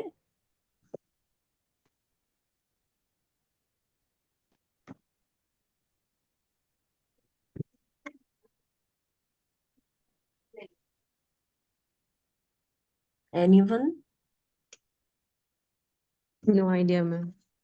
Okay, એક્સ્ટ્રાપિરામિડલ system છે એ આપણા મસલ્સની ઇનવોલન્ટરી actions જે કરવાની હોય એ control જે કરતું હોય એ આપણા બ્રેનની અંદર જે એક્સ્ટ્રાપિરામિડલ સિસ્ટમ છે એ કરશે. આપણા બોડીની જે ઇનવોલન્ટરી મસલ મુવમેન્ટ જે થાય છે એ આના થ્રુ કંટ્રોલ થશે. અને જે પિરામિડલ સિસ્ટમ છે એ વોલન્ટરી મસલ્સ કંટ્રોલ કરે, એટલે આપણે જે ઓર્ડર આપવું હોય એ કરે.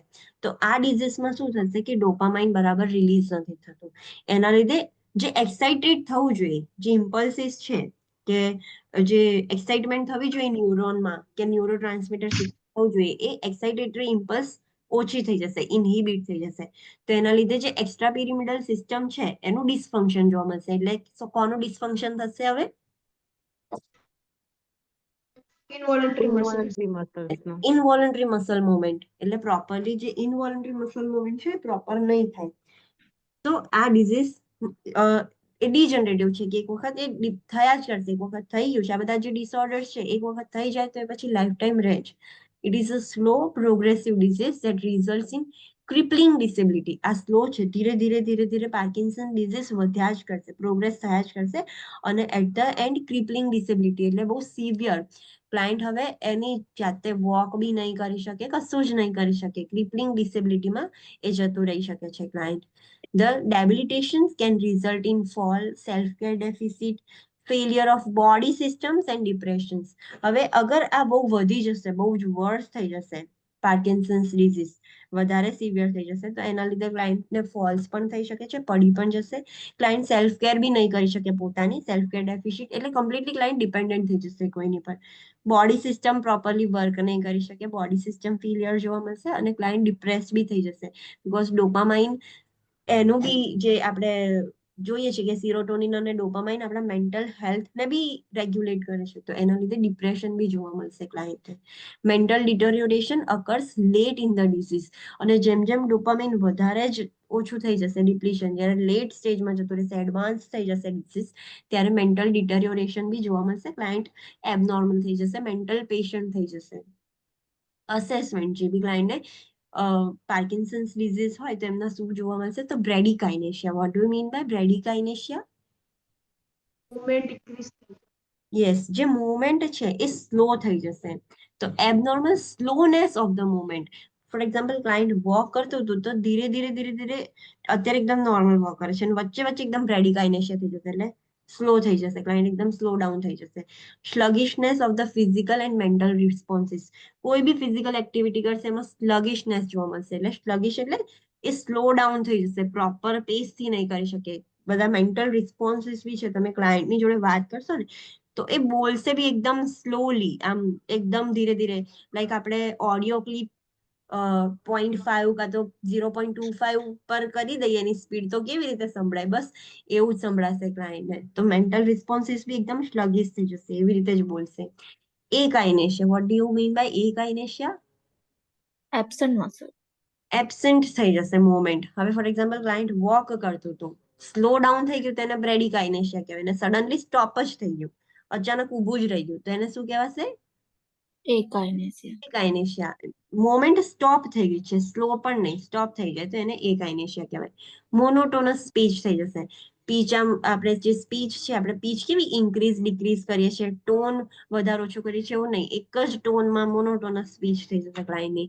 Handwriting that becomes progressively smaller. જે ક્લાયન્ટના હેન્ડરાઇટિંગ છે એ ધીરે ધીરે સ્મોલ થઈ જશે. Tremors in the hands and fingers at rest. Client જ્યારે રેસ્ટ કરતો હશે, તમે પાર્કિન્સન ડિઝીઝ વાળા ક્લાયન્ટને જોયું હોય તો એવું ઊભા પણ રહે ને તેમનું હેડ આમ મુવમેન્ટ કર્યા જ કરે, હેન્ડ બી મુવમેન્ટ થયા જ કરે.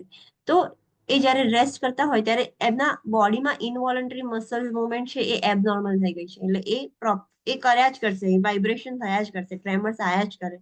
Tremors increasing when fatigued and decreasing when purposeful activity or sleep. જ્યારે ક્લાયન્ટ થાકી જાય વધારે, કશું કામ કરીને થાકી જાય, રેસ્ટ પર હોય ને ત્યાં થાકેલું હોય ત્યારે ટ્રેમર્સ વધી જાય. અને જ્યારે કશી ક્લાયન્ટ પર્પસફુલ એક્ટિવિટી કરતું હોય, ક્લાયન્ટ ફોર એક્ઝામ્પલ કશું લિફ્ટ કરીને કશું કરે છે, અત્યારે એનું ફોકસ એમાં છે, એક્ટિવિટીમાં, તો ટ્રેમર્સ ઓછા થઈ જશે. ક્લાયન્ટ સુઈ જશે ત્યારે પણ એના ટ્રેમર્સ ઓછા થઈ જશે. રિજિડિટી વિથ જર્કી મુવમેન્ટ્સ, ક્લાયન્ટ એકદમ વચ્ચે વચ્ચે રિજિડ થઈ જશે. રિજિડ થશે ને એટલે જર્કી મુવમેન્ટ આવશે, એટલે એકદમ હાર્ડ હેન્ડ્સ છે for example, let me give you example of hand, કે હેન્ડ છે એકદમ સ્ટીફ થઈ જશે અને જર્કી મુવમેન્ટ થયા કરશે, વાઇબ્રેટ થયા કરશે. સો એવું જોવા મળે. રેસ્ટલેસનેસ એન્ડ પેસિંગ, ક્લાયન્ટ એકદમ રેસ્ટલેસ થઈ જશે. અને પેસિંગ, વોટ યુ મીન બાય પેસિંગ?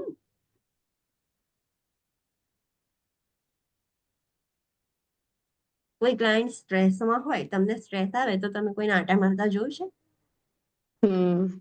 હા, તો ક્લાયન્ટ એવું કરશે, રેસ્ટલેસ થઈ જશે અને આમથી આમ ઊભું થઈને ચાલવાનો ટ્રાય કરશે. વાઇબ્રેશન્સ આવે છે ને, પણ એ ચાલ્યા કરશે.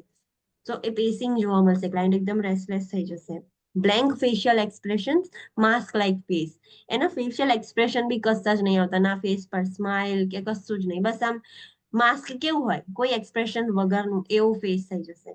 ડ્રુલિંગ થશે. ડ્રુલિંગ મીન્સ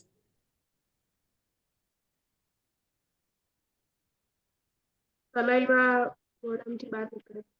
યસ, સલાઈવા જે છે, આપણે કેવું સલાઈવા સ્વોલો કરી લઈએ છીએ, ક્લાયન્ટ નથી કરી શકતો ને એટલે બધું ડ્રુલિંગ થાય છે, સ્વોલો નથી કરી શકતું. નાના બેબીઝને કેવું હજુ સ્વોલોઈંગ ઇફેક્ટ ના આવ્યું હોય તો મોંમાંથી સલાઈવા નીકળ્યા જ કરે, તો સેમ એવું ડ્રુલિંગ થશે આ ક્લાયન્ટને. Difficulty in swallowing and speaking, બોલવામાં અને સ્વેલો કરવામાં ડિફિકલ્ટી થશે. Loss of coordination and balance, જે મસલ કોઓર્ડિનેશન થવું જોઈએ, બેલેન્સ થવું જોઈએ, એ બી લોસ થઈ જશે. શફલિંગ સ્ટેપ્સ, સ્ટૂપ્ડ પોઝિશન એન્ડ પ્રોપલ્સિવ ગેટ, એના જે સ્ટેપ્સ છે એ શફલિંગ હશે, એટલે આમ હલતા ચૂલતા, મતલબ એ જે ક્લાયન્ટ વોક કરશે ને તો પ્રોપરલી વોક નહીં કરી શકે, આમ શફલ થશે, એક લેગ આમ પડ્યો, બીજો લેગ આમ, એવી રીતે શફલ થઈને પડશે એના લેગ્સ. સ્ટૂપ્ડ પોઝિશન, વચ્ચે વચ્ચે એકદમ જ સ્ટોપ થઈ જશે, જેમ એ મુવમેન્ટ કરતા કરતા એક આઇનેશિયા થઈ ગયું તો અચાનક જ ઊભું રહી ગયું, તો સ્ટૂપ્ડ પોઝિશન જોવા મળે. અને પ્રોપલ્સિવ ગેટ, એનો ગેટ છે એકદમ પ્રોપલ્સિવ થઈ જશે, મતલબ આપણને એવું લાગશે કે ક્લાયન્ટ હમણાં પડી જશે, તેનો ગેટ બી ચેન્જ થઈ જશે. તો this are the assessment findings in Parkinson's disease. હવે જે બી ક્લાયન્ટને પાર્કિન્સન્સ ડિઝીઝ હોય તો તમે ઇન્ટરવેન્શન શું કરશો? તેનું ન્યુરોલોજીકલ સ્ટેટસ અસેસ કરવાનું, assess the ability to swallow and chew, provide high calorie, high protein, high fibre soft diet with small frequent feelings. ક્લાયન્ટને ફટીગ થશે તો પાછું જે ટ્રેમર્સ છે ઇન્ક્રીઝ થશે, તો આપણે ક્લાયન્ટને એનર્જી મળી રહે એવું ફૂડ આપવાનું. તો high calorie, high protein food આપવાનું, હાઈ ફાઈબર ફૂડ આપવાનું, કે પેરિસ્ટલ્સિસ મોમેન્ટ બી પ્રોપર થઈ જાય, બીકોઝ બધા જ ઇન્વોલ્યુટરી મસલ્સનું ફંક્શન એબનોર્મલ થઈ જશે એટલા માટે. અને ક્લાયન્ટને સ્વેલોઈંગમાં ડિફિકલ્ટી છે તો સોફ્ટ ડાયટ આપવાનું, સ્મોલ ડાયટ અને ફ્રીક્વન્ટ મીલ્સ આપવાના. Increase fluid intake up to 2000 ml per day. Monitor for constipation, because એ મુવમેન્ટ પ્રોપર નથી થતી તો કોન્સ્ટિપેશન થઈ જશે, એટલે જ આપણે હાઈ ફાઈબર ફૂડ આપ્યું. Promote independence along with safety measures. NCLEX always will tell you, આપણે ક્લાયન્ટને પહેલેથી ડિપેન્ડન્ટ નથી કરવાના, જ્યાં સુધી એ ઇન્ડિપેન્ડન્ટ રહે છે ત્યાં સુધી એને ઇન્ડિપેન્ડન્ટ જ રાખવાનું. તો ઇન્ડિપેન્ડન્સ એનું પ્રમોટ કરવાનું, હા, પણ ધ્યાન રાખવાનું સેફ્ટી મેજર્સ લઈને. ક્લાયન્ટને આ એબનોર્મલ ગેટ છે, બેલેન્સમાં એમાં પ્રોબ્લેમ છે તો ક્લાયન્ટ પડી જશે, તો એનું ઇન્ડિપેન્ડન્સ બી પ્રમોટ કરવાનું અને સેફ્ટી મેજર્સ લઈને કરવાનું. Avoid rushing the client with activities, ક્લાયન્ટને ઉતાવળ નહીં કરવાની કે જલ્દી ફટાફટ કરો, રશ નહીં કરાવવાનું, શાંતિથી કરવા દેવાનું, બીકોઝ એ ધીરે ધીરે કરશે.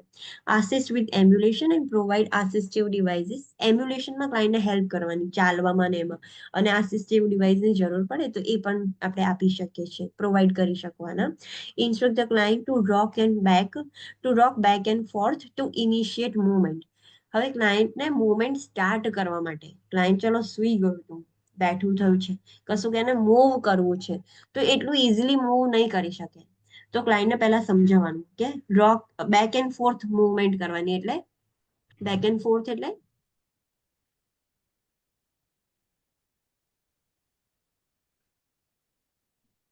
આગળ અને પાછળ મૂવમેન્ટ સ્ટાર્ટ કરવાની. પહેલા બેઠું થવાનું, પછી ધીરે ધીરે આમ આગળ પાછળ થવાનું, રોકિંગ લાઈક મૂવ. તમારે સ્વિંગ હોય, સ્વિંગ એકદમ સ્ટોપ છે, તમારે એને ચાલુ કરવું હોય તો તમે કેવું આગળ પાછળ ધક્કો મારો છો, પછી એ પ્રોપર પેસમાં આવી જાય છે. તો એવી રીતે ક્લાયન્ટને પહેલા કહેવાનું કે બેક એન્ડ ફોર્થ મુવમેન્ટ કરે, તો એના લીધે મુવમેન્ટ એમની ઇનિશિએટ થાય. એક વખત ખબર પડે કે ઓકે આવી રીતે તમે પેલું કાઇન્ડ ઓફ આપણે શું કહીએ એક્સરસાઇઝ, જે આપણે કશી બી એક્ટિવિટી કરતા પહેલા વોર્મઅપ કરીએ બોડીને, તો કાઇન્ડ ઓફ એવી રીતે તમે વોર્મઅપ કરી શકો છો કે તમારી મુવમેન્ટ સ્ટાર્ટ કરી શકો તમે. Instruct the client to wear a low heeled shoes. ક્લાયન્ટને કહેવાનું કે ફ્લેટ જ તમે શૂઝ બી પહેરો, તો મેલ્સના બી શૂઝમાં જે બ્લેક શૂઝ હોય એમાં બી હીલનો પોર્શન હોય, તો બને ત્યાં સુધી લો હીલ્ડ કાં તો ફ્લેટ જ પહેરવાનું, બીકોઝ તમારો ગેટ અત્યારે પ્રોપર નથી, તમે ગમે ત્યારે પડી શકો છો. Encourage the client to lift the feet when walking and to avoid prolong sitting. જ્યારે ચાલે ને ત્યારે એનું પ્રોપલ્સિવ ગેટ હતું, તો એ ઘસડાઈને ચાલવાનું વધારે ટ્રાય કરશે, એના લીધે પડી જવાના બીક રહેશે. તો ક્લાયન્ટને કહેવાનું કે જ્યારે બી તમે વોક કરો ને, તમારો ફીટ લિફ્ટ કરીને આગળ મૂકો, નાકી એને આમ ઘસેડીને. તો પ્રોપરલી લેગ લિફ્ટ કરીને આગળ મૂકવાનું, અને બહુ લોંગ ટાઈમ સુધી બેસી નહીં રહેવાનું, બીકોઝ લોંગ ટાઈમ સુધી બેસી રહેશે ને તો પછી ઊભું થશે ને ક્લાયન્ટ પડી જશે, તો એ પ્રોબ્લેમ થશે. તો એટલા માટે લોંગ સિટિંગ નહીં કરવાનું. Provide a firm mattress and position the client prone without a pillow to facilitate proper posture. ક્લાયન્ટનું આખું પોસ્ચર મેન્ટેન કરવા માટે આપણે ક્લાયન્ટને ફર્મ મેટ્રેસ આપવાની. ફર્મ મેટ્રેસ એટલે ફર્મ મેટ્રેસ મીન્સ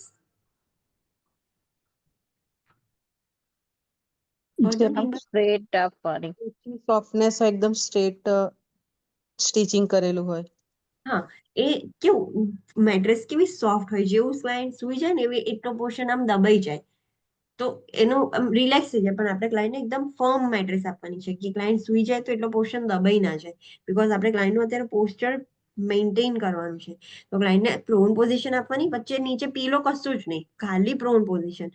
તો એના લીધે જેનું પ્રોપર જે પોસ્ચર છે, એ પાર્કિન્સનિઝમ ડિઝીઝ વાળા છે ને ધીરે ધીરે આમ બેન્ડ ડાઉન થઈ જશે, એમનું પોસ્ચર એબનોર્મલ થઈ જશે, અને એક તો એ રિસ્ક બી ઇન્ક્રીઝ કરી દેશે. તો ગેટ ઇમ્બેલેન્સ છે, બધું ઇમ્બેલેન્સ છે, પડી જવાનું રિસ્ક વધી જશે. તો એમનું પોસ્ચર પ્રોપર મેન્ટેન કરવા માટે આપણે એમને પ્રોન પોઝિશન આપવાની. Instruct in proper posture by teaching the client to hold the hands behind the back and to keep the spine and neck erect. મેં જેમ કીધું કે પાર્કિન્સનિઝમ વાળા આમ બેન્ડ ડાઉન થઈ જાય, તો એમને કહેવાનું કે તમારે પ્રોપર પોસ્ચર મેન્ટેન કરવાનું. કેવી રીતે? તો હેન્ડ્સ આમ પાછળ લાવી દેવાના, જે આપણે હેન્ડ્સ બેક કરીને કેવા ઉભા રહીએ એવી રીતે હેન્ડ્સ પાછળ લાવવાના. ક્લાયન્ટને કહેવાનું કે સ્પાઇન બી સ્ટ્રેટ કરવાનું, નેક બી સ્ટ્રેટ રાખવાનું, આમ નહીં રહેવાનું, આમ સ્ટ્રેટ રહેવાનું. તો ક્લાયન્ટના પોસ્ચર કહેવાનું કે તમે જેટલા સ્ટ્રેટ રહેશો એટલા પડવાના ચાન્સીસ ઓછા છે. તો ક્લાયન્ટનું પોસ્ચર મેન્ટેન કરવાનું ઇન્સ્ટ્રક્શન આપીને. Promote physical therapy and rehabilitation. એ ક્લાયન્ટને ફિઝિયોથેરાપીની જરૂર પડશે, રિહેબિલિટેશનની જરૂર પડશે, તે પ્રમોટ કરવાનું. Medication therapy for Parkinson's disease is usually determined by the shared decision making, as side effects of the drug therapy can affect quality of life. What does this point says? જે medications છે Parkinson's ડિઝીઝની, એ share decision making થી આપવાની. કેમ share decision making? એટલે because આ જે medications છે એની side effects જે હશે ને, એન્ટી પાર્કિન્સનિઝમ જે મેડિકેશન્સ છે એની સાઇડ ઇફેક્ટ્સ બહુ જ ખરાબ છે. એ પાછળની લેટર લાઈફને અફેક્ટ કરશે, ક્લાયન્ટની ક્વોલિટી ઓફ લાઈફ ડિક્રીઝ થશે. જસ્ટ એક્ઝામ્પલ, કીમોથેરાપી લઈએ. કીમોથેરાપી ભલે કેન્સરને ટ્રીટ કરે છે, પણ એના સાઇડ ઇફેક્ટ્સ કેટલા સિવિયર છે. તો આ મેડિકેશન્સનું બી એવું જ છે, એના સાઇડ ઇફેક્ટ્સ બહુ જ વધારે છે, જે એની ક્વોલિટી ઓફ લાઈફને અફેક્ટ કરી શકે છે. તો એ મ્યુચ્યુઅલ અગ્રીમેન્ટથી જ કરાય. ક્લાયન્ટને આપણે સમજાવવું પડે કે આ મેડિકેશન્સથી આવું થશે. હા, અગર ક્લાયન્ટ એવું કહે છે કે હા તો પણ મને વાંધો નથી, મારે મેડિકેશન્સ લેવી છે, તો જ આ મેડિકેશન્સ ચાલુ થાય. પછી ક્લાયન્ટ એવું કે ના મારે નથી લેવી, ચાલશે, એમ પણ મેડિકેશન્સ થી કંટ્રોલમાં જ રહેશે, સ્ટોપ તો નથી થવાનું, તો મારે મેડિકેશન્સ નથી લેવી, તો પછી નહીં આપવાની. એટલે શેર ડિસિઝન મેકિંગ થી જ આ થેરાપી સ્ટાર્ટ થઈ જાય, બાકી નહીં કરવાની. Administer anti-Parkinsonian medications to increase the level of dopamine in the CNS. Anti-Parkinsonian medications આપીશું તો એ ડોપામાઇનનું લેવલ ઇન્ક્રીઝ કરશે. જે દિવસે મેડિકેશન નહીં લે પાછું એનું એ જ પ્રોબ્લેમ. એટલે આ વસ્તુ ક્યોર નથી થતી કે રિવર્સ પણ નથી કરતી કે સ્ટોપ પણ નથી કરી શકતી. પાર્કિન્સન ડિઝીઝ મેડિકેશન થી સ્ટોપ પણ નહીં થઈ શકે, બટ એને લાઈફ લોંગ લેવી પડશે. Instruct the client to consult with the PHCP regarding food high in vitamin B6 because they block the effects of anti-Parkinsonian medications. ક્લાયન્ટને સમજાવવાનું કે પીએચસીપી જોડે એક વખત કન્સલ્ટ કરી લે ડાયટના રિલેટેડ. વિટામિન B6 છે ને એ જે મેડિકેશન્સ છે એન્ટી પાર્કિન્સોનિયન મેડિકેશન્સ એની ઇફેક્ટને બ્લોક કરી દેશે એટલે તો એ જ જગ્યાએ આવી જશે ક્લાયન્ટ. તો એ ફૂડ અવોઇડ કરવાના. તો કયા ફૂડમાં વિટામિન B6 વધારે છે તે બધું જાણવા માટે એને કહેવાનું કે પીએચસીપી જોડે કન્સલ્ટ કરી લેવાનું એક વખત. Avoid the use of monoamine oxidase inhibitor because they will precipitate hypertensive crisis. આ મેડિકેશન્સ છે મોનોઅમાઇન ઓક્સિડેઝ ઇન્હિબિટર એ યુઝ નહીં કરવાની બીકોઝ એ યુઝ કરશો અને પાછી એન્ટી પાર્કિન્સનિઝમ મેડિકેશન્સ એ કમ્બાઇનલી ભેગા થઈને હાઇપરટેન્સિવ ક્રાઇસિસ કરી દેશે. બીપી બહુ જ વધારી દેશે. તો એ વસ્તુ અવોઇડ કરવાની. હાઇપરટેન્સિવ ક્રાઇસિસમાં બીપી કેટલું થઈ જતું હતું? 180. મોર દેન 180. Oh, at least 220. 180 કાં તો એનાથી બી વધારે હશે. અને ડાયસ્ટોલિક 120. 120. યસ, તો ક્લાયન્ટનું બીપી એટલું બધું વધી જશે. અને એ મેડિકેશન્સનું બધું ડિટેલ જે આની ન્યુરોલોજીકલની જે મેડિકેશન્સ છે એમાં ડિટેલમાં આપ્યું છે મેડિકેશન્સના સાઇડ ઇફેક્ટ્સ ને બધું. So understood about Parkinson's disease? Yes ma'am. Madam okay. ફિઝિયોથી આ ટ્રેમર્સ ને બધું આવે હેન્ડ્સ નું તો એ ઇમ્પ્રુવ થાય? ના, ફિઝિયોથી ઇમ્પ્રુવ ના થાય. પણ એ જે પર્સન છે ને ફિઝિયોથેરાપી લેશે ને તો એક શું એની મોમેન્ટ્સ કંટ્રોલ થઈ શકે. એનું જે ગેટ ઇમ્બેલેન્સ થઈ ગયું છે તે લોકો ફિઝિયોથેરાપીમાં એ લોકોને ચલાવે અને એવું બધું કરાવે. તો એનાથી એ લોકો એ ડિઝીઝને લઈને ચાલતા પ્રોપર શીખી જાય. એમનું પોસ્ચર પ્રોપર બેલેન્સમાં રાખી શકે. તો રેગ્યુલર એમને ફિઝિયોથેરાપી લેવી પડે. તો એટલીસ્ટ કેવું કે એમના સિમ્ટમ્સ બહુ ખરાબ ના થઈ જાય, કમ્પ્લીટલી બીજા પર ડિપેન્ડન્ટ ના થઈ જાય. Ma'am yes. પણ ટ્રેમર તો ડોપામાઇન ડાઉન થવાના કારણે થાય છે તો ગેસ્ચર મેન્ટેન થાય, ટ્રેમર કેમ ના ઓછા થઈ શકે? તો ટ્રેમર્સ ક્યાં ઓછા થશે? ટ્રેમર્સ ક્લાયન્ટ મેડિકેશન્સ લેશે એટલે ક્લાયન્ટ્સના ટ્રેમર્સ કંટ્રોલમાં રહેશે. ના પાર્કિન્સન ના, ફિઝિયોથેરાપીથી. હા, તો ફિઝિયોથેરાપીથી ટ્રેમર્સ ઓછા ના થાય. હા, તમે ખાલી મેડિકેશન ગેસ્ચર સરખું થશે. એનું જેસ્ચર્સ ને થશે. હવે ક્લાયન્ટ ફોર એક્ઝામ્પલ જે પાર્કિન્સન ડિઝીઝ વાળું હશે એ ક્લાયન્ટ મેડિકેશન બી લેતું હશે ને તો બી એના માઇલ્ડ ટ્રેમર્સ આવશે. તમે ક્લાયન્ટનો ફેસ જોશો ને તો બી એ આમ મૂવમેન્ટ કર્યા જ કરશે. પણ ક્લાયન્ટ ફિઝિયોથેરાપી લેશે તો ભલે એ મૂવમેન્ટ છે, ટ્રેમર્સ છે, એ પડી નથી જતો. એને વોકિંગ શીખવાડવામાં આવે છે વિથ ધ ટ્રેમર્સ. તો એની ઓકે મેમ. પ્રેક્ટિસ છે ક્લાયન્ટને. ઓકે. યસ.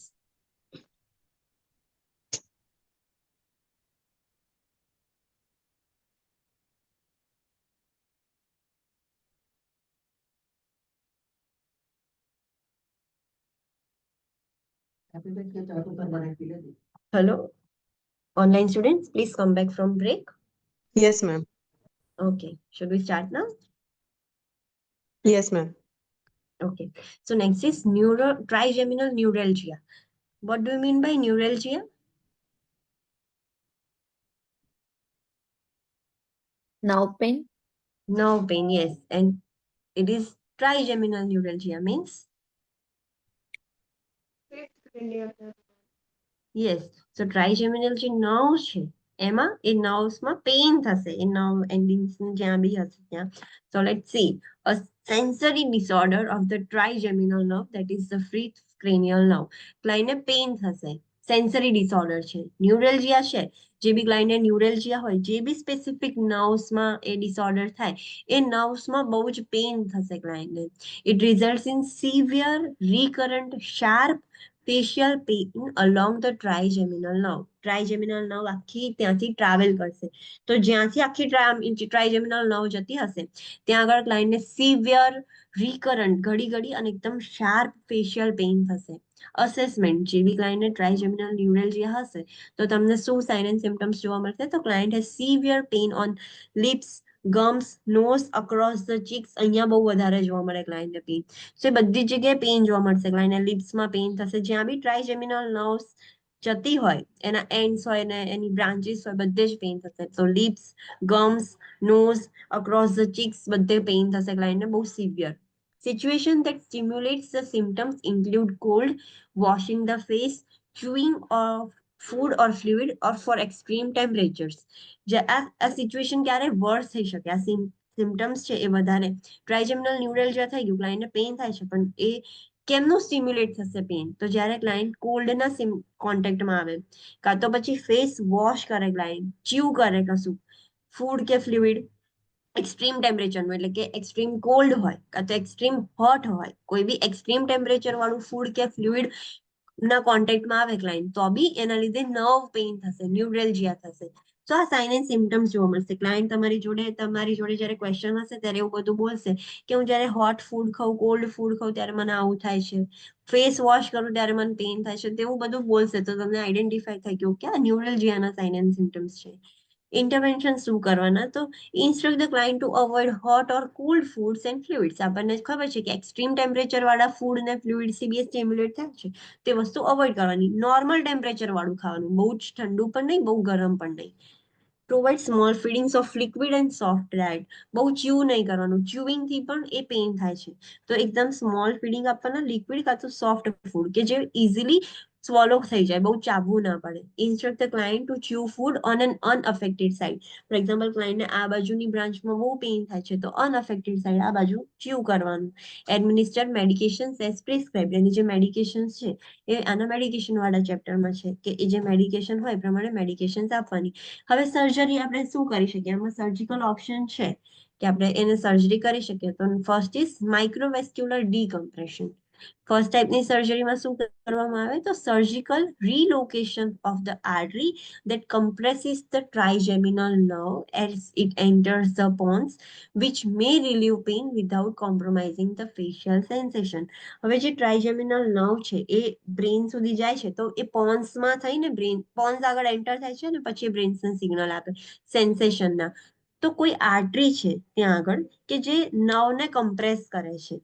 કોઈ બી નર્વ કમ્પ્રેસ થઈ જાય એટલે પેઇન થાય. ફોર એક્ઝામ્પલ જે સ્કિયાટિક ન્યુરેલ્જિયા થાય છે એમાં વર્ટિબ્રલ કોલમ ગાદી ખસી જાય કે દબાઈ જાય, એવું કે છે કે વર્ટિબ્રલ ડિસ્ક જે છે એ ડેમેજ થઈ ગઈ છે, દબાઈ જાય, તો ક્લાયન્ટને કેવું આખું લેગ પેઇન થાય છે, છેક સેન્સેશન થાય છે. કેમ થાય છે? બીકોઝ હર્નિએશન થશે વર્ટિબ્રલ ડિસ્કનું, કાં તો દબાઈ જશે, તો એના લીધે એ જે સાઈડ પર જે નર્વ છે સ્કિયાટિક નર્વ, એના ઉપર પ્રેશર આવશે, તો એના લીધે ક્લાયન્ટને પેઇન થાય. તો આમાં બી એવું છે કે ક્લાયન્ટને કોઈ આર્ટરી છે જે કમ્પ્રેસ કરે છે ટ્રાઇજેમિનલ નર્વ, જ્યાં આગળ પોન્સમાં એન્ટર થાય છે ત્યાં આગળ એ આર્ટરી કમ્પ્રેસ કરે છે. તો આપણે એ જે આર્ટરી છે એને રીલોકેટ કરવાનું, એટલે સર્જરી કરીને એની સેજ જગ્યા થોડી ચેન્જ કરી દેવાની. આપણે આર્ટરી કાઢી નથી નાખવાની, પણ થોડુંક એને શિફ્ટ કરી દેવાનું છે, રીલોકેશન કરવાનું છે. તો જે પ્રેશર પડતું હતું એ નહીં પડે, એટલે ક્લાયન્ટને પેઇન નહીં થાય. બાકી બધા જે સેન્સીસ છે ટચના અને એના જે સેન્સીસ છે ફેસ પર, એ બધા જ એમના એમ રહેશે અને પેઇન બી ઓછું થઈ જશે. તો આ એક સર્જરી છે. સેકન્ડ સર્જરી શું છે? તો radio frequency wave forms. Radio frequency means બીમથી યસ, રેડિયો ફ્રીક્વન્સીનો યુઝ કરીને, રેડિયો ફ્રીક્વન્સી વેવ્સનો યુઝ કરીને આપણે એક ઇન્ટરવેન્શન કરીએ છીએ. તો it creates a lesion that provides relief of pain without compromising touch or motor function. જ્યાં નર્વ દબાય છે કે જ્યાં નર્વ્સ પર અફેક્ટ થાય છે, તો એક લીઝન ક્રિએટ કરશે, એક ખાડા જેવું, એક ગ્રુવ જેવું ક્રિએટ કરી આપશે. તો એ નર્વ્સને સ્પેસ મળી જશે રિલેક્સ થવા માટે, દબાશે નહીં. તો એના લીધે પેઇન રિલીવ થઈ જશે. અને બીજો ફાયદો શું છે કે કોઈ બી ટચ સેન્સેશન જે છે ફેસનું, મોટર ફંક્શન છે, આપણે જે મૂવમેન્ટ કરીએ છીએ, એ કશું જ અફેક્ટ નથી થતું, ખાલી પેઇન રિલીવ થઈ જાય છે આનાથી. રિઝોટોમી સર્જરીમાં શું થશે? તો resection of the root of nerve to relieve the pain.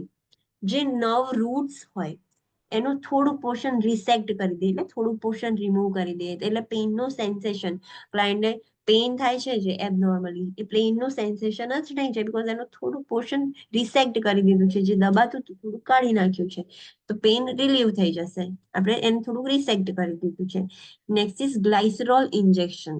આ ગ્લાયસરોલ ઇન્જેક્શન શું કરશે? તો destroys the myelinated fibres of the trigeminal nerve.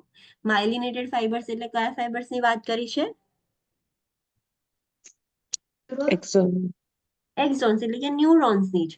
તો જે ટ્રાઇજેમિનલ નર્વ્સ છે એના અમુક ન્યુરોન્સ એ ડિસ્ટ્રોય કરી દેશે, એનું માયલિન શીટ ડિસ્ટ્રોય કરી દેશે. ઓબ્વિયસલી હવે નર્વ્સ જ છે, જે ન્યુરોન્સ છે એ જ ડિસ્ટ્રોય થઈ જશે, તો એ પેઇનનું સેન્સેશન કેરી કરી જશે.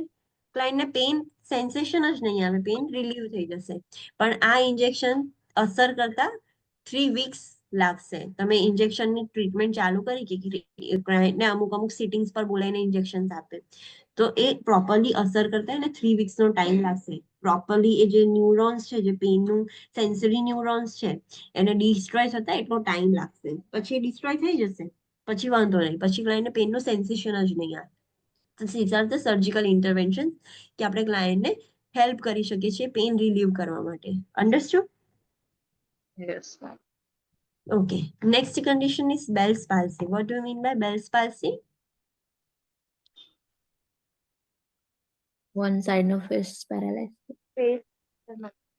Yes, face નું paralysis થઈ જશે. એને Bell's palsy કહેવાય. Facial paralysis. It is caused by lower motor neuron lesion of the cranial nerve 7 that may result from infection, trauma, hemorrhage, meningitis or tumor. જે cranial nerve 7 છે, કઈ 7 nerve કઈ છે? ફેશિયલ લવ. Yes, એ જે facial nerve છે એમાં legion create થયું છે. લીઝન એટલે આપણે પહેલામાં પેન ઓછું કરવા માટે એક લીઝન ક્રિએટ કરતા હતા, એક જગ્યા ક્રિએટ કરતા હતા નર્વમાં.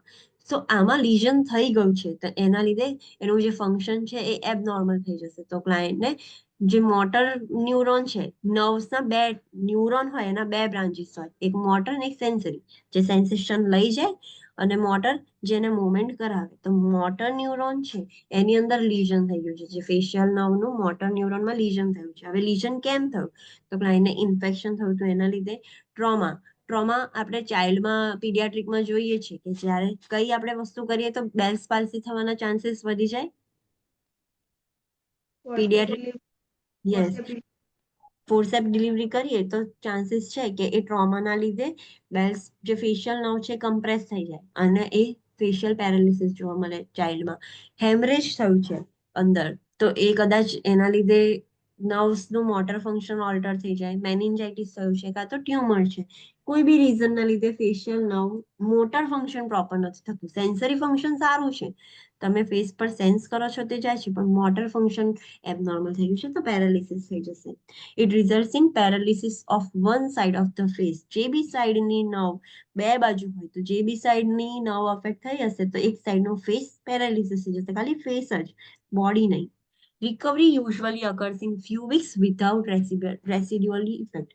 અને પછી રિકવર થઈ જાય, જે એ જે લીઝન છે જેના લીધે તકલીફ થઈ છે એ વસ્તુ સોલ્વ થઈ જશે, એટલે રિકવરી આવી જશે, પણ થોડાક વીક લાગશે અને એનું કોઈ જ રેસિડ્યુઅલ ઇફેક્ટ નહીં રહે. મતલબ રિકવર થશે પછી ક્લાયન્ટને કોઈ એની સાઇડ ઇફેક્ટ્સ કેવું નહીં રહી જાય કે હજુ બી એ સિમ્ટમ્સ છે એવું કશું જ નહીં રહે, બધું જ પ્રોપરલી રિકવર થઈ જાય.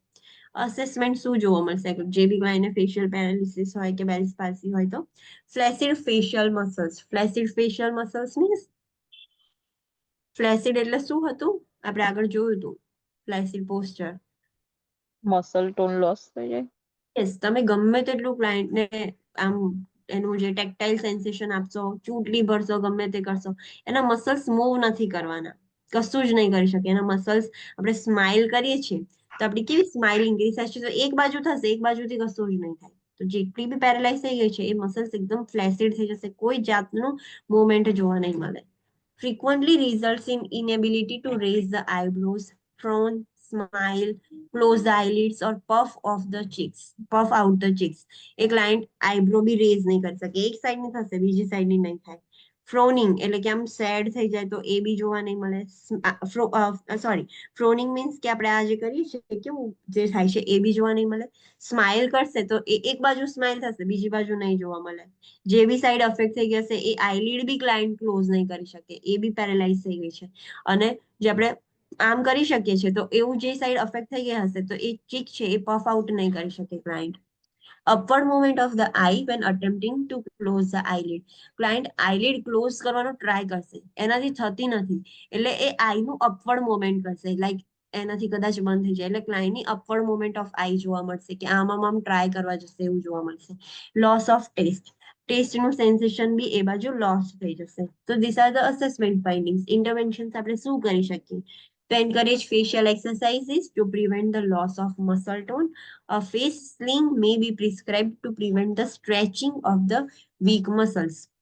જે બી પેરેલાઇઝ ક્લાયન્ટ હોય તમે જોયું છે કે ફિઝિયોથેરાપી કરાવે તો એ મસલ ટોન પાછી આવી જાય, તેવી રીતે ફેશિયલ એક્સરસાઇઝીસ કરાવવાની, ચીક ફૂલાવાનું કેવું, ટ્રીટમેન્ટ થઈ ગયા પછી કે ચીક્સ ફૂલાવે, એ ધીરે ધીરે રિકવર થઈ જશે. આપણે એ જે કોઝ છે એ એલિમિનેટ કરી દઈશું એટલે રિકવર થઈ જશે. તો આપણે ફેશિયલ એક્સરસાઇઝ કરાવવાની કે જે મસલ ટોન છે એની ટોનિસિટી કમ્પ્લીટલી લોસ ના થઈ જાય, પાછું આવી જાય.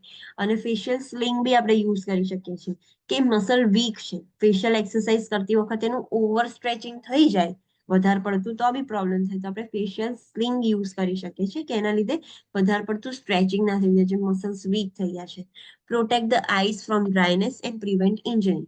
આપણી આઈલિડ્સ રેગ્યુલર ઇન્ટરવલ પર ક્લોઝ થાય છે, તો એ ક્લોઝ થાય છે એનો મતલબ કે મોઇસ્ચર એને ઇન્ટેક્ટ રાખે છે. હવે આંખો ખુલ્લી ના ખુલ્લી રહે, ક્લોઝ જ ના થાય. તમે આંખો વધારે વાર સુધી ખુલ્લી આમ રાખી શકો છો?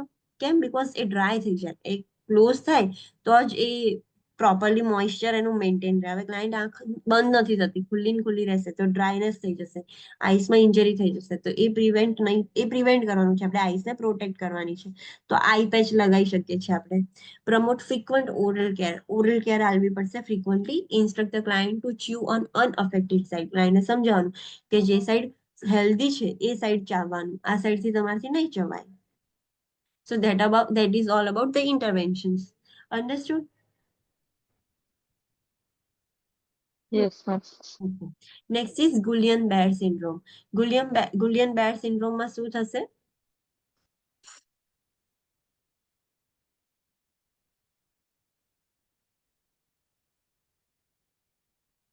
What happens in Guillain-Barré syndrome? Any idea? No, ma'am. Okay. Guillain-Barré syndrome is an acute infectious autoimmune neuronitis. Neuronitis means ન્યુરોનમાં ઇન્ફેક્શન. nerves માં infection or inflammation છે. So it is an autoimmune neuronitis of the cranial and peripheral nerves. Cranial nerves means જે બ્રેનને નવ supply કરે છે. brain and spinal cord. Spinal cord. Nerves કહેવાય. And peripheral nerves means હાથ અને પગના નર્વ્સ. yes, એ બહાર છે, peripheral માં છે. તો આ nerves નું ઇન્ફ્લામેશન થઈ ગયું છે, ઇન્ફેક્શન થઈ ગયું છે. અને એ એક વખત ઇન્ફેક્શન થશે ને એટલે ઓટો ઇમ્યુન રિએક્શન જોવા મળશે. ક્લાયન્ટને કોઈ ઇન્ફેક્શનના કોન્ટેક્ટમાં આવ્યું જેના લીધે ન્યુરોનાઇટિસ થયું, અને હવે એના લીધે આપણી ઇમ્યુન સિસ્ટમ કશું બી ઇન્ફેક્શન થાય એટલે વર્ક કરશે, પણ એ ઓવરલી વર્ક કરી જાય છે. સો ઓટો ઇમ્યુન ન્યુરોનાઇટિસ જોવા મળશે ક્રેનિયલ નર્વનું અને પેરિફેરલ નર્વ્સનું, એટલે કે એને ગુલિયન-બેર સિન્ડ્રોમ કહેવાય. Generally occurs a few days to week after viral or bacterial infection. Autoimmune neuronitis થવા માટે પહેલા ક્લાયન્ટને ઇન્ફેક્શન થવું જરૂરી છે. એ ઇન્ફેક્શન થશે વાયરલ ઓર બેક્ટેરિયલ, પછી આપણી ઇમ્યુનિટી એના ઉપર એક્ટ કરશે, પણ એ બહુ વધારે જ એક્ટ થઈ જશે એટલે ઓટોઇમ્યુન ન્યુરોનાઇટિસ જોવા મળે છે. સો આ ગુલિયન-બેર સિન્ડ્રોમ કેમનું થાય? તો પહેલા ક્લાયન્ટને થોડાક વીક પહેલા બેક્ટેરિયલ કે વાયરલ ઇન્ફેક્શન થયું હોય પછી જ ઓટોઇમ્યુન ન્યુરોનાઇટિસ થઈ જાય. The immune system overreacts to the infection and destroys the myelin sheath. Infection થયું છે, નો ડાઉટ એને ટ્રીટ કરવાનું છે, પણ જે પર્સન છે એની ઇમ્યુન સિસ્ટમ ઓવર રિએક્ટ કરી દે છે એ ઇન્ફેક્શન પર, અને એ માઇલિન શીથને જ ડિસ્ટ્રોય કરી દે છે, જે નર્વ્સ છે એની. The syndrome usually is preceded by a mild upper respiratory infection or gastroenteritis. આ સિન્ડ્રોમ વધારે પ્રીસીડ નોર્મલ, મેં જેમ કીધું કે કોઈ બી બેક્ટેરિયલ કે વાયરલ ઇન્ફેક્શન થયું અને એ દરેક પર્સનની નોર્મલ એન્ટીબોડીઝ એન્ટીબોડી રિએક્શન થશે, પણ જ્યારે ઓવર રિએક્ટ થઈ જાય ને એના લીધે નર્વ્સને ડેમેજ થઈ જાય તો એ પછી પ્રોબ્લેમ છે. તો જે બી ક્લાયન્ટને mild upper respiratory tract infection થાય કે ગેસ્ટ્રોએન્ટેરાઇટિસ થાય એમનામાં આ સિન્ડ્રોમ થવાના રિસ્ક વધારે છે. દરેક પર્સનને ના થાય, અમુક ઇન્ડિવિજ્યુઅલ એવા હોય કે જેમનામાં થઈ જાય તો એ જ વધારે જોવા મળે. The recovery is slow process and can take years.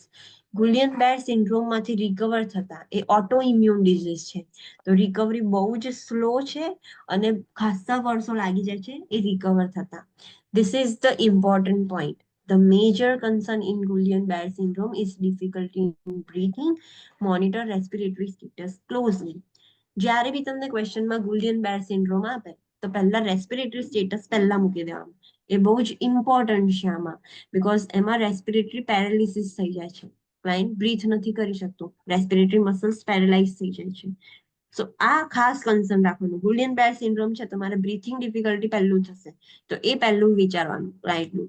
Assessment, જેવી ક્લાયન્ટને ગુલિયન બેર સિન્ડ્રોમ હશે તો અસેસમેન્ટ શું જોવા મળશે? ઓબ્વિયસલી નર્વ ઇન્ફ્લામેશન થઈ ગયું છે, પેરેસ્થેસિયા જોવા મળશે, પેન એન્ડ પેનની સાથે સાથે હાઇપર સેન્સિટિવિટી જોવા મળે, કાં તો and or છે. You know the difference between and or. And means કે along with and or means either this or this. So pain and or hypersensitivity such as with the weight of bed sheets or other items touching the body. Client એકદમ hypersensitive થઈ જશે. Client સુઈ જશે ને તો એને bedsheet બી touch થશે ને તો એને બહુ જ વધારે વેટ છે, આમ ઇરિટેટ થશે કે મને છે ને બહુ જ ઇરિટેટ થાય છે બોડી પર. ખાલી બેડશીટ ટચ થશે કાં તો કોઈ બી અધર આઈટમ બોડીમાં ટચ થશે ને, ક્લાયન્ટ એક્ઝર્સરબેટ થઈ જશે કે કશું બહુ જ હેવી મૂકી દીધું છે, ક્લાયન્ટને બહુ જ પેઇન થાય છે, બહુ જ ઇરિટેશન થઈ ગયું છે, ક્લાયન્ટ એવું રિએક્ટ કરશે, હાઇપર સેન્સિટિવ થઈ જશે, પેઇન બહુ જ વધારે થાય છે, જલ્દી બેડશીટ લઈ લો એવું કહેશે ક્લાયન્ટ. વીકનેસ ઓફ લોઅર એક્સ્ટ્રીમિટીઝમાં વીકનેસ જોવા મળશે. Gradual progressive weakness of upper extremity and facial muscles. Upper એક્સ્ટ્રીમિટીઝમાં બી ધીરે ધીરે વીકનેસ જોવા મળશે, ફેશિયલ મસલ્સમાં બી વીકનેસ જોવા મળશે, possibly progression to respiratory failure, અને રેસ્પિરેટરી ફેલિયર થઈ જશે બીકોઝ રેસ્પિરેટરી મસલ્સમાં બી વીકનેસ જોવા મળશે. નર્વ્સ બધી ડેમેજ થઈ ગઈ છે તો નર્વ્સ પ્રોપરલી ફંક્શન નથી કરી શકતી, એટલે રેસ્પિરેટરી મસલ્સ બી વીક થઈ જશે અને રેસ્પિરેટરી ફેલિયર જોવા મળે છે. કાર્ડિયાક ડિસરિથમિયાસ બી થઈ શકે છે. CSF that reveals an elevated protein level. CSF માં પ્રોટીન લેવલ વધારાઈ જશે. કેમ વધારાયા? ઇન્ફ્લામેટરી રિએક્શન કારણે, રિસ્પોન્સના કારણે. નો. બીજી વાયરલ કઈ માયલિન શીટ ડિસ્ટ્રોય થાય તેમાં પ્રોટીન રહેલું હોય છે. યસ, માયલિન શીટ એ પ્રોટીનનું બનેલું છે, તો માયલિન શીટ ડિટરિયોરેટ થઈ જશે, ડેમેજ થઈ જશે, તો એક્સ્ટ્રા પ્રોટીન CSF માં જ આવશે બીકોઝ નર્વ્સની આજુબાજુ CSF જ છે, તો CSF માં પ્રોટીનનું લેવલ વધારે આવશે અને EEG કરીએ ક્લાયન્ટનું તો એ પણ એબનોર્મલ આવે. તો this is the assessment finding of Guillain Barre syndrome. હવે ઇન્ટરવેન્શન શું કરવાની? Care is directed towards the treatment of symptoms including pain management. જેમ આપણે કીધું કે ક્લાયન્ટ પેઇનથી હાઇપર સેન્સિટિવ થઈ જશે, તમે ક્લાયન્ટને ટચ કરશો ને તો બી ક્લાયન્ટ બૂમો પાડશે કે જાણે એટલું બધું પેઇન થઈ ગયું ને, જસ્ટ ખાલી તમે એકદમ ટચ જ કર્યું છે, પેલું ફીધર હોય ને બર્ડ્સનું, તમે એ બી આમ ટચ કરો ને તો બી ક્લાયન્ટને પેઇન થશે કે બહુ જ પેઇન થાય છે, એટલું હાઇપર સેન્સિટિવ થઈ જાય ક્લાયન્ટ ગુલિયન બેર સિન્ડ્રોમ વાળું. સો કેર મેઇનલી શું ફોકસ કરે? સિમ્ટમ્સને કંટ્રોલ કરવા માટે. જે પેઇન મેનેજમેન્ટ છે એમનું બહુ જ ધ્યાન રાખવું પડશે. Monitor respiratory status closely, provide respiratory treatments, prepare to initiate respiratory support during the acute phase of illness. Ventilatory support is often a critical component of treatment. આપણને ખબર છે કે રેસ્પિરેટરી મસલ્સ બી વીક થઈ જશે, સો એને રેસ્પિરેટરી સપોર્ટ જરૂર પડશે. જ્યારે એક્યુટ ઇલનેસ થશે, જ્યારે બહુ જ મતલબ વાયરલ ઇન્ફેક્શન થઈ ગયું છે અને હાલ મતલબ અત્યારે ક્લાયન્ટ એક્યુટ ફેઝમાં છે, અત્યારે હાલ સફર કરે છે ક્લાયન્ટ ગુલિયન બેર સિન્ડ્રોમથી, ન્યુરોનાઇટિસ થઈ ગયું છે, ઓટોઇમ્યુન ન્યુરોનાઇટિસ, તો એ વખતે તમારે વેન્ટિલેટરી સપોર્ટ પણ આપવો પડશે. મોનિટર કાર્ડિયાક સ્ટેટસ બીકોઝ ડિસરિથમિયા થઈ શકે છે, એના લીધે પાછું ક્લાયન્ટને કાર્ડિયાક અરેસ્ટમાં ના જતું રહે, તો એ ખાસ જોવાનું. Assess for the complications of immobility. Client અત્યારે મોબાઈલ નથી, ઇમોબાઈલ થઈ જશે, તો ઇમોબિલિટીના લીધે કોમ્પ્લિકેશન્સ થઈ જાય તો એ અસેસ કરવાના. મેઇન કોમ્પ્લિકેશન શું થાય ઇમોબિલિટીના લીધે?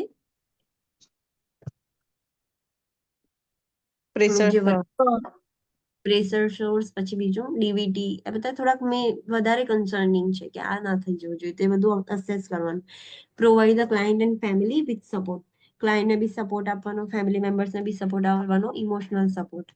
સો this was all about Guillain Barre syndrome. Guillain Barre syndrome પૂછાય એટલે જોડે રેસ્પિરેટરી સ્ટેટસનું પહેલા જ જોડે મૂકી દેવાનું કે એ ખાસ ધ્યાન રાખવાનું છે. અને જેમ એન્ડોર્ફોનિયમ ટેસ્ટ હતું તેમાં જોડે શું વિચાર દેવાનું પહેલા? એટ્રોપિન સલ્ફેટ. સલ્ફેટ, યસ, એ જોઈશે જ. સો એ વસ્તુ રેડ પોઈન્ટ છે, ખાસ ઇમ્પોર્ટન્ટ છે, એમાં તો યાદ રાખવાના જ. Okay, next is amyotrophic lateral sclerosis. What do you mean by this? Amyotrophic lateral sclerosis? This is new something, so I guess don't cover it. So let's see. It is also known as Lou Gehrig's disease. And Lou Gehrig's disease પણ કહેવાય છે. It is a progressive disease, rare disease, incurable disease, and it is degenerative disease involving the motor system. A progressive છે, એક વખત થશે એટલે progress થયા જ કરશે. એને તમે સ્ટોપ નથી કરી શકવાના, એ વધ્યા જ કરશે. બહુ જ રેર છે, બધાને જોવા ના મળે, બહુ જ રેર છે. અને એ ઇનક્યોરેબલ છે, તમે એને ક્યોર નથી કરી શકવાના. ડીજનરેશન થયા જ કરશે મોટર સિસ્ટમનું. The sensory and autonomic systems are not involve. આ ડિઝીઝ થશે તો એમાં સેન્સરી અને જે ઓટોનોમિક સિસ્ટમ્સ છે એ કમ્પ્લીટ હશે. ક્લાયન્ટના સેન્સેશન જોડે કશો જ પ્રોબ્લેમ નહીં થાય, ક્લાયન્ટનું ઓટોનોમિક જે સિસ્ટમ છે એની જોડે બી કશો પ્રોબ્લેમ નહીં થાય. પ્રોબ્લેમ ક્યાં થશે? ખાલી મોટરમાં. મોટર સિસ્ટમમાં, મોટર ફંક્શનમાં જ. And the mental status changes do not result from the disease. આ ડિઝીઝના લીધે મેન્ટલ સ્ટેટસમાં ચેન્જીસ પણ જોવા નથી મળતા. એટલે આના ઓટોનોમિક સિસ્ટમને અફેક્ટ કરે છે, ના સેન્સરી સિસ્ટમને કે ના mental સ્ટેટસને. The cause of the disease may be related to an excess of glutamate, a chemical responsible for relaying messages between the motor neurons. જે મોટર ન્યુરોન્સ છે, નર્વ્સની અંદર સેન્સરી ન્યુરોન્સ છે ને મોટર ન્યુરોન્સ છે, તો બે મોટર ન્યુરોન્સ વચ્ચે જે મેસેજ પાસ ઓન થવો જોઈએ, જે કેમિકલ ન્યુરો ટ્રાન્સમીટર જે મેસેજ લઈ જાય, રિલેઇંગ મતલબ રિલે એટલે રિલે રેસમાં આપણે શું કરીએ છીએ? પાસ ઓન કરે. Yes, જે હોય છે આપણે પાસ ઓન કરીએ છીએ. તો આ જે ન્યુરો ટ્રાન્સમીટર છે, એક મોટર ન્યુરોનમાંથી બીજા મોટર ન્યુરોન એમ ત્રીજામાં, તો જે રિલેઇંગ છે, જે મેસેજ છે એ નથી થતું બરાબર. કેમ? બીકોઝ એ જે ગ્લુટામેટ છે એ બહુ એક્સેસ થઈ ગયું છે, તો એના લીધે જે પ્રોપર રિલે થવું જોઈએ મસલ્સ વચ્ચે એ નથી થતું. As the disease progresses, muscle weakness and atrophy develop until a flaccid tetraplegia develops. જેમ જેમ ડિઝીઝ વધશે, એમિયોટ્રોફિક લેટરલ સ્ક્લેરોસિસ ALS વધશે, એમ એમ મસલ વીકનેસ વધશે અને એટ્રોફી થઈ જશે. એટ્રોફી મીન્સ સાઈઝ વધશે. ડિક્રીઝ થશે. જે મસલ આપણે યુઝ ના કરીએ એ મસલ પેરેલાઇઝ થઈ ગયું છે, મસલ વીકનેસ થઈ ગઈ છે, એટલે ક્લાયન્ટ મસલ યુઝ નથી કરતું, તો એ મસલ્સનું એટ્રોફી થઈ જશે. Let me give you one example. Baahubali movie જોયું છે બધાએ? યસ હા, એમાં એમાં જે મતલબ જે વિલનમાં હોય છે એના ફાધર જે બતાવે છે, એમનો હેન્ડ કેવો હોય છે, જોયો છે? હા, વંશો. આખો શ્રિંક થઈ ગયો હોય છે. તો એ મસલ એટ્રોફી થઈ ગયું છે, બીકોઝ એનો એ હેન્ડ યુઝ નથી કરતો. અને જ્યારે બી કોઈ વસ્તુ તમે કન્ટિન્યુઅસલી યુઝ ના કરો, એ મસલ્સ એટ્રોફી થઈ જાય, બીકોઝ એનું કામ નથી, એટલે ધીરે ધીરે ડીજનરેટ થઈ જશે. તો એક લાઇનની અંદર મસલ વીકનેસ થશે અને પછી એટ્રોફી થવાનું સ્ટાર્ટ થઈ જશે, મસલ્સ ધીરે ધીરે શ્રિંક થઈ જશે. સો એવું જોવા મળશે. અન્ટિલ ક્યાં સુધી થશે આવું? Until the flaccid tetraplegia develops. Tetraplegia means four એક્સ્ટ્રીમિટીઝમાં પેરાલિસિસ. લોઅર એક્સ્ટ્રીમિટીઝમાં, તો એને તો પેરાપ્લેજિયા કહેવાય. ફોર એક્સ્ટ્રીમિટીઝમાં, એટલે કે બંને હાથ ને બંને પગમાં પેરાલિસિસ છે, પણ કેવું પેરાલિસિસ? ફ્લેસિડ, એટલે મસલ કંટ્રોલ. બિલકુલ મુવમેન્ટ ના થાય. કોઈ જ મુવમેન્ટ નહીં જોવા મળે. તમે ગમે તેટલું ક્લાયન્ટને હલાવો, પગ ઊંચો કરો, પડી જ જશે, કોઈ જ મોટર કંટ્રોલ નહીં હોય. તો જ્યાં સુધી ફ્લેસી ટેટ્રાપ્લેજિયા ના થઈ જાય, એક વખત ફ્લેસી ટેટ્રાપ્લેજિયા થઈ જશે પછી ક્લાયન્ટ મસલ વીકનેસ ને પછી એ મસલ્સની એટ્રોફી જોવા મળશે, એટલે બધા હેન્ડ્સ ને લેગ્સ શ્રિંક થવાનું સ્ટાર્ટ થઈ જશે. Eventually the respiratory muscles become affected, અને લાસ્ટ સ્ટેજમાં પહેલા ટેટ્રાપ્લેજિયા થશે ને પછી ધીરે ધીરે રેસ્પિરેટરી મસલ્સ બી હવે અફેક્ટ થઈ જશે, leading two respiratory compromise, pneumonia અને ડેથ. આ પ્રોગ્રેસ જ થયા કરે છે, તમે એને કશું કરી નથી શકવાના. તો જો એક વખત ટેટ્રાપ્લેજિયા થઈ ગયું પછી રેસ્પિરેટરી મસલ્સ પર અસર કરશે, તો રેસ્પિરેટરી મસલ્સ જ વીક થઈ જશે, પેરેલાઇઝ થઈ જશે, તો બ્રીથિંગ નહીં કરી શકે ક્લાયન્ટ ન્યુમોનિયા થઈ જશે અને ultimately death. No cure is known and the treatment is symptomatic. એનું કોઈ જ ક્યોર નથી, ઇનક્યોરેબલ છે. અને ટ્રીટમેન્ટ શું છે? તો સિમ્ટમેટિક ટ્રીટમેન્ટ આપી શકે છે, કે આ તો આપણે રોકી પણ નથી શકવાના, એ પ્રોગ્રેસ થયા જ કરશે. પણ જે બીજા સિમ્ટમ્સ છે આપણે એને સિમ્ટમેટિક ટ્રીટમેન્ટ આપી શકીએ છીએ. અસેસમેન્ટ શું જોવા મળશે? તો રેસ્પિરેટરી ડિફિકલ્ટી જે લેટ સ્ટેજમાં જોવા મળે, ફટીગ વાઇલ ટોકિંગ, ક્લાયન્ટ બોલતા બોલતા બી થાકી જાય, muscle weakness and atrophy, muscle weak થઈ જશે અને પછી મસલ્સ એટ્રોફી થઈ જશે એનું. ટંગ એટ્રોફી બી જોવા મળશે, ટંગ બી હવે કામ નથી કરતી એની ધીરે, તો તે ધીરે ધીરે શ્રિંક થવાનું સ્ટાર્ટ થઈ જશે. ડિસ્ફેજિયા જોવા મળે ક્લાયન્ટને, weakness of the hands and arms, Fasciculations of the face. Fasciculations of the face means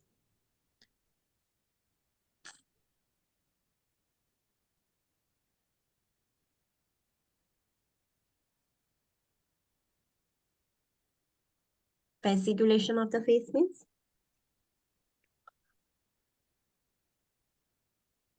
any idea? Okay, ક્લાયન્ટને વીકનેસ થઈ ગયું છે તો ફેસમાં બી વીકનેસ થવાનું સ્ટાર્ટ થઈ જશે. તો જે ફેશિયલ એક્સપ્રેશન હોય ને, જે આપણે આમ બોલીએ ત્યારે કેવા એક્સપ્રેશન્સ થાય છે, તો એ બી નહીં જોવા મળે. ફેસ એકદમ ફ્લેસિડ થઈ જશે, ધીરે ધીરે ફ્લેસિડ થવાનું સ્ટાર્ટ થઈ જશે, માસ્ક લાઈક થવાનું સ્ટાર્ટ થઈ જશે, ફેસિક્યુલેશન સ્ટાર્ટ થશે ફેસનું. Nasal quality of speech, client નાકમાંથી બોલતું હોય એવું ફીલ થશે. ડિસઆર્થ્રિયા થશે. Dysarthria means slur speech. Yes, slurred speech, sluggish speech. જેમ જેમ બધું પેરાલિસિસ થવાનું સ્ટાર્ટ થશે, ફેસિક્યુલેશન ઓફ ફેસ સ્ટાર્ટ થશે, તો ક્લાયન્ટની સ્પીચ બી સ્લર્ડ થઈ જશે. આમ ઇન્ટરવેન્શન્સ આપણે શું કરવાના આના માટે, એએલએસ માટે? તો care is directed towards the treatment of the symptoms. આપણે સિમ્ટમ્સને જ અત્યારે કંટ્રોલ કરવાના છે. Monitor respiratory status and institute measures to prevent aspiration. Respiratory status monitor કરવાનું અને એવા મેજર્સ લેવાના કે ક્લાયન્ટને એસ્પિરેટ ના થઈ જાય. Provide respiratory treatments. Prepare to initiate respiratory support. Client જાતે બ્રીથ નથી કરી શકવાનું, રેસ્પિરેટરી સપોર્ટ આપવા પડશે. Assess for complications of immobility. હવે ક્લાયન્ટનું ટેટ્રાપ્લેજિયા એટલે ક્લાયન્ટ મોબિલિટી કરી જ નહીં શકે, તો એના બી કોમ્પ્લિકેશન્સ થશે, તો એ અસેસ કરવાના. Address advance directives as appropriate. What do mean by advance directive? Advance directive બનાવી દેવાની હવે ક્લાયન્ટની. શું છે એડવાન્સ ડિરેક્ટિવ? શું છે?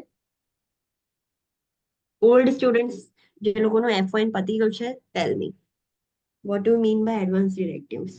બિચારા ન્યૂ સ્ટુડન્ટ્સને નહીં ખબર હોય, પણ જે ઓલ્ડ સ્ટુડન્ટ્સ જેમનું F1 ઓલરેડી કમ્પ્લીટ થઈ ગયું છે. જે પેશન્ટ હોય એ પોતાનું ડિસિઝન લેવા અનેબલ હોય તો કોઈ એના જે ઓથોરાઇઝ હોય એના પછી એને ડિસિઝન આપણે લીગલી ડોક્યુમેન્ટ કરવાના. ઓકે, જેમ ઇન્ડિયામાં આપણે પેલું વ્હીલ બનાવે છે ને, જે ઘરડા લોકો હોય વ્હીલ બનાવી દે કે મારા મર્યા પછી મારી પ્રોપર્ટી આની કે જે કરવું હોય, તેવી રીતે હેલ્થનું એક વ્હીલ હોય. તો એ વ્હીલને ઇંગ્લિશ કન્ટ્રીઝમાં એડવાન્સ ડિરેક્ટિવ્સ કહેવાય. એડવાન્સ ડિરેક્ટિવ્સમાં શું શું મેન્શન હોય? ક્લાયન્ટ પોતે લખેલું હોય. દરેક ક્લાયન્ટનું એડવાન્સ ડિરેક્ટિવ હોય. તમે ક્લાયન્ટ જે બી ક્લાયન્ટ એડમિટ થાય ને, તો એ એજમાં પહોંચી જાય ને પછી આપણે એમને પૂછીએ કે તમારે એડવાન્સ ડિરેક્ટિવ કરાવી દેવું છે, તો ક્લાયન્ટ જ્યારે હેલ્ધી હોય ત્યારે જ કરાવી દે. દરેક ક્લાયન્ટનું એડવાન્સ ડિરેક્ટિવ પહેલેથી જ હોય, એટલે હેલ્થનું એક વ્હીલ પહેલેથી બનાવેલું હોય. તેમાં ક્લાયન્ટ એવું લખ્યું હોય કે જ્યારે હું આવી સિચ્યુએશનમાં હોઉં, લાઈક કમ્પ્લીટલી ડિપેન્ડન્ટ થઈ જવું કે આવું થઈ જવું, ત્યારે મારા ઉપર આ પ્રોસિજર્સ બિલકુલ નહીં કરવાની, અને આ પ્રોસિજર્સ તમે કરી શકો. બધું વ્હીલમાં લખેલું હોય. કે ફોર એક્ઝામ્પલ એવું હોય, ક્લાયન્ટ એવું કે મારે જ્યારે કમ્પ્લીટલી ડિપેન્ડન્ટ થઈ જાઉં તો મને ઇન્ટ્યુબેટ નહીં કરવાનું, તો એના વ્હીલમાં બધું લખ્યું છે કે આ વસ્તુ નહીં કરવાની. DNR હોય, ડુ નોટ રીસક્સિટેટ, એટલે ક્લાયન્ટ એવું કે જો મારી કદાચ કાર્ડિયાક અરેસ્ટના લીધે ડેથ થઈ જાય તો મને રીસક્સિટેટ નહીં કરવાનું, એવું બધું વ્હીલમાં લખ્યું હોય. કાં તો મારી કન્ડિશન આવી થઈ જાય તો મારા તરફથી આ પર્સન ડિસિઝન લેશે. ફોર એક્ઝામ્પલ એનું વાઇફ હોય, હસબન્ડ હોય, એનું ચિલ્ડ્રન હોય, કોઈ બી હોય, તો એ મારા તરફથી ડિસિઝન્સ લેશે અને એ જે ડિસિઝન લેશે ફાઇનલ રહેશે. તો એવું આખું વ્હીલ બનાવેલું હોય. તો એને કહેવાનું કે અત્યારે ક્લાયન્ટ અનસ્ટેબલ થઈ ગયું છે, તો જે પ્રમાણે એને એડવાન્સ ડિરેક્ટિવ્સ બનાવવાના હોય, હજુ થવાનું સ્ટાર્ટ થઈ ગયું છે એએલએસ, તો પહેલેથી જ એને કહી દેવાનું કે હજુ વર્ષ થાય પહેલા તમે એડવાન્સ ડિરેક્ટિવ બનાવી દો, તો ફ્યુચરમાં એના અકોર્ડિંગ થઈ શકે. Provide the client and family with psychosocial support. હવે ક્લાયન્ટને ખબર છે કે એએલએસ થયું છે તો એનો કોઈ ક્યોર નથી, અલ્ટિમેટલી ડેથ જ છે, તો પછી ક્લાયન્ટને અને ફેમિલી મેમ્બર્સને સાયકોસોશિયલ સપોર્ટ પણ આપવો પડશે આપણે. So this is all about interventions of ALS. Next condition is encephalitis. Encephalitis means yes, બ્રેનમાં ઇન્ફ્લામેશન છે, એટલે એમાં મેનિન્જીસ પણ આવી ગયું ને આખું બ્રેન પણ આવી ગયું. સો આખા બ્રેનમાં ઇન્ફ્લામેશન થઈ ગયું છે, so that is encephalitis. An inflammation of the brain parenchyma and often the meninges, એટલે કે આખું બ્રેન પેરેન્કાઇમા ઇટસેલ્ફ આખું બ્રેન અને મેનિન્જીસ પણ એમાં આવી ગયું. It affect the cerebrum, brain stem, cerebellum બધું જ અફેક્ટ કરે. સેરેબેલમ થી લઈને સેરેબ્રમ, અંદર બ્રેન સ્ટેમ બધું જ. The most often most often caused by a viral agent, although bacteria, fungi or parasites also may be involved. Majorly એ વાયરસના લીધે થાય છે, but sometimes bacteria, fungi, parasites એના લીધે પણ એન્સેફેલાઇટિસ થઈ શકે છે. ટ્રાન્સમિશન, એ ટ્રાન્સમિટ કેવી રીતે થાય છે? સો let's C. Arbovirus can be transmitted to human beings through the bites of an infected mosquito or tick. જે મોસ્કીટો છે એની અંદર આ વાયરસ છે, અર્બોવાયરસ કાં તો ટીક. ટીક એટલે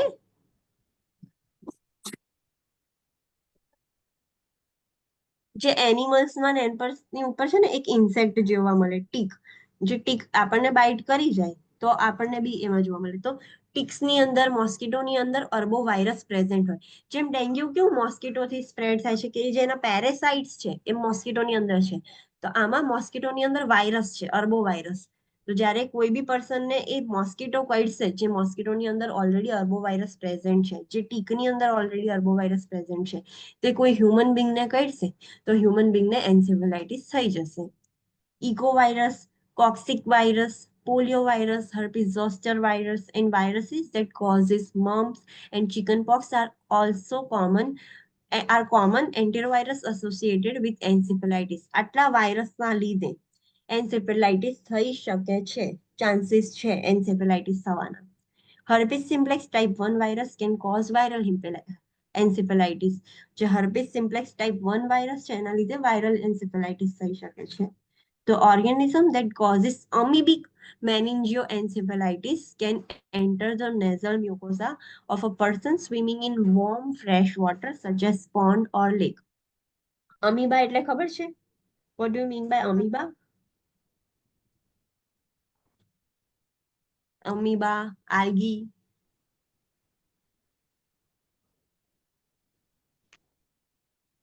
Yes or no? Algae No. જે વોટરમાં થાય, આલ્ગી વોટરમાં થાય એ જે લીલ કે ને એને. હા બસ એ જ. તો એ અમુક વખતે અમીબા હોય એ એવું જ હોય, લીલ જેવું નહીં થાય. અમીબા કાઇન્ડ ઓફ પેરાસાઇટ્સ છે. સો જ્યારે બી ક્લાયન્ટ, જે પર્સન હોય એ રેગ્યુલરલી સ્વિમિંગ કરે છે, જે વોર્મ ફ્રેશ વોટર છે, જેમ કે પોન્ડ છે, લેક છે, તો ત્યાં આગળ લીલ વધારે જોવા મળે. તો એ લીલ નેઝલ મ્યુકોઝામાં થઈને અંદર જતી રહે, નોઝમાં થઈને તમે એવા વોટરમાં નાવા ગયા છો, નાની નાની લીલ્સ છે બધી ફરે છે, આલ્ગીના અમીબા, તો એ નોઝમાંથી અંદર જતું રહે તો એના લીધે મેનિન્જિયોએન્સેફેલાઇટિસ થઈ શકે છે. એટલે કે બ્રેનની સાથે સાથે મેનિન્જીસ બી ઇન્ફ્લામ થઈ જઈ શકે છે. તો અમીબિકના લીધે બી, અમીબાના લીધે બી થાય છે. અને ક્યાં જોવા મળે? લીલવાળા પાણીમાં જોવા મળે. અસેસમેન્ટ, જે લોકોને એન્સેફેલાઇટિસ થશે એમાં શું જોવા મળશે? તો changes in the level of consciousness and mental status changes જોવા મળશે. કોન્શિયસનેસ બી એનું ઓલ્ટર થઈ જશે, ડાઉન થઈ જશે. Presence of cold sores, lesions and ulceration of the oral cavities. Oral કેવિટીઝમાં સોર્સ, લીઝન્સ, અલ્સર્સ ને એવું બધું થવાનું સ્ટાર્ટ થઈ જશે. History of insect bite and swimming in the fresh water.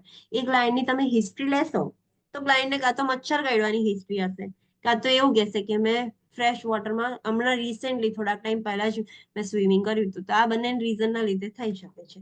Exposure two infectious disease, અગર આ ના હોય તો કોઈ બી ઇન્ફેક્શિયસ ડિઝીઝ, જેમ આપણે જોયું chicken POX, herpes virus, polio કે બધા જે હતા એના એક્સપોઝરમાં આવ્યું છે, મમ્સ કે એના લીધે, તો એના લીધે બી થઈ શકે છે.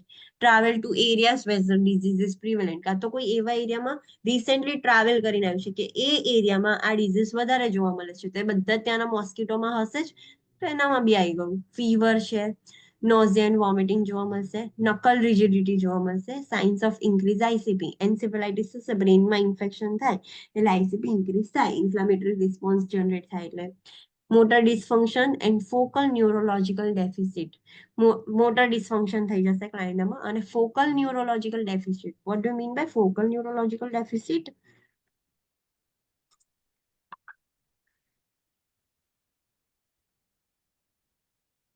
ફોકલ ન્યુરોલોજિકલ ડેફિસિટ એટલે શું? બ્રેનના અમુક પાર્ટમાં જ.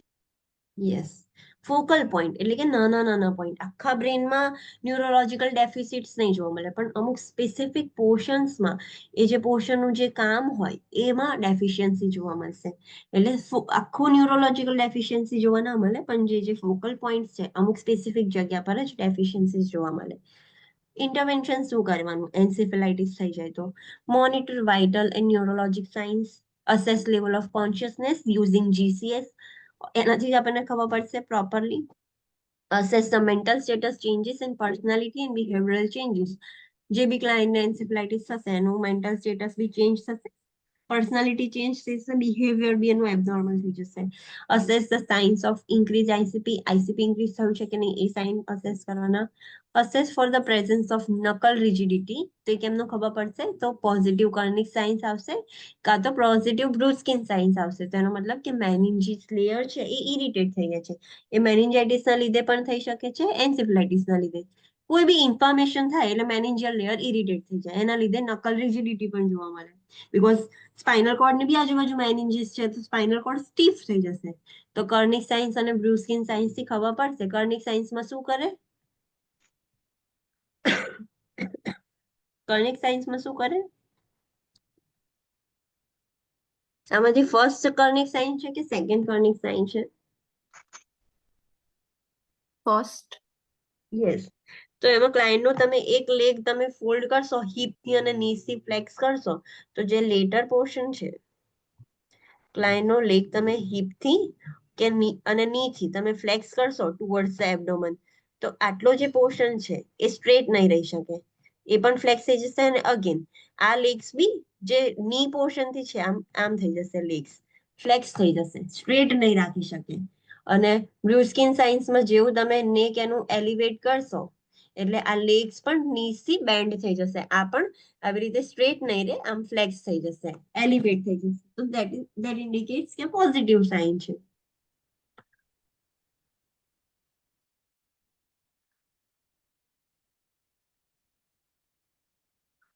Okay, assist the client to turn, cough and deep breathe frequently. ક્લાયન્ટને ઘડી ઘડી ટર્ન કરવાનું, કફિંગ કરવાનું, ડીપ બ્રીથિંગ કરવાનું. Elevate the head of bed 30 to 45 degrees કે ઓક્સિજન કન્ઝમ્પશન ઇન્ક્રીઝ થાય. Assess for muscle and neurological deficit, muscle tone કેવું છે અત્યારે ક્લાયન્ટનું, ન્યુરોલોજીકલ ડેફિશિયન્સી કેટલી છે, શું છે, અસેસ કરવાનું. Administer acyclovir as prescribed, usually the medication of choice for herpes encephalitis. Acyclovir કઈ મેડિકેશન છે, કઈ ક્લાસિફિકેશન કહેવાય એને, એન્ટીબાયોટિક, એન્ટીવાયરલ છે. તો એ ડ્રગ ઓફ ચોઇસ છે કે હર્પીસના લીધે એન્સેફલાઇટિસ થઈ ગયું હોય તો મેઇનલી એસાયક્લોવિર આપે છે, એ ડ્રગ ઓફ ચોઇસ છે. Initiate rehabilitation as needed for motor dysfunction and neurological ડેફિશિયન્સ.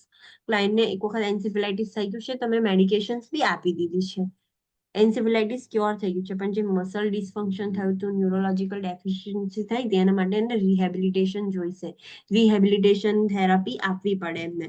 તો એ પ્રોપરલી એના ફરીથી જે ઓરિજિનલ સ્ટેટમાં હતું એ આવી જાય રિહેબિલિટેશનથી. So that was all about. શું જોયું આપણે છેલ્લું? એન્સેફેલાઇટિસ. Encephalitis. Okay. Next condition is West Nile virus infection.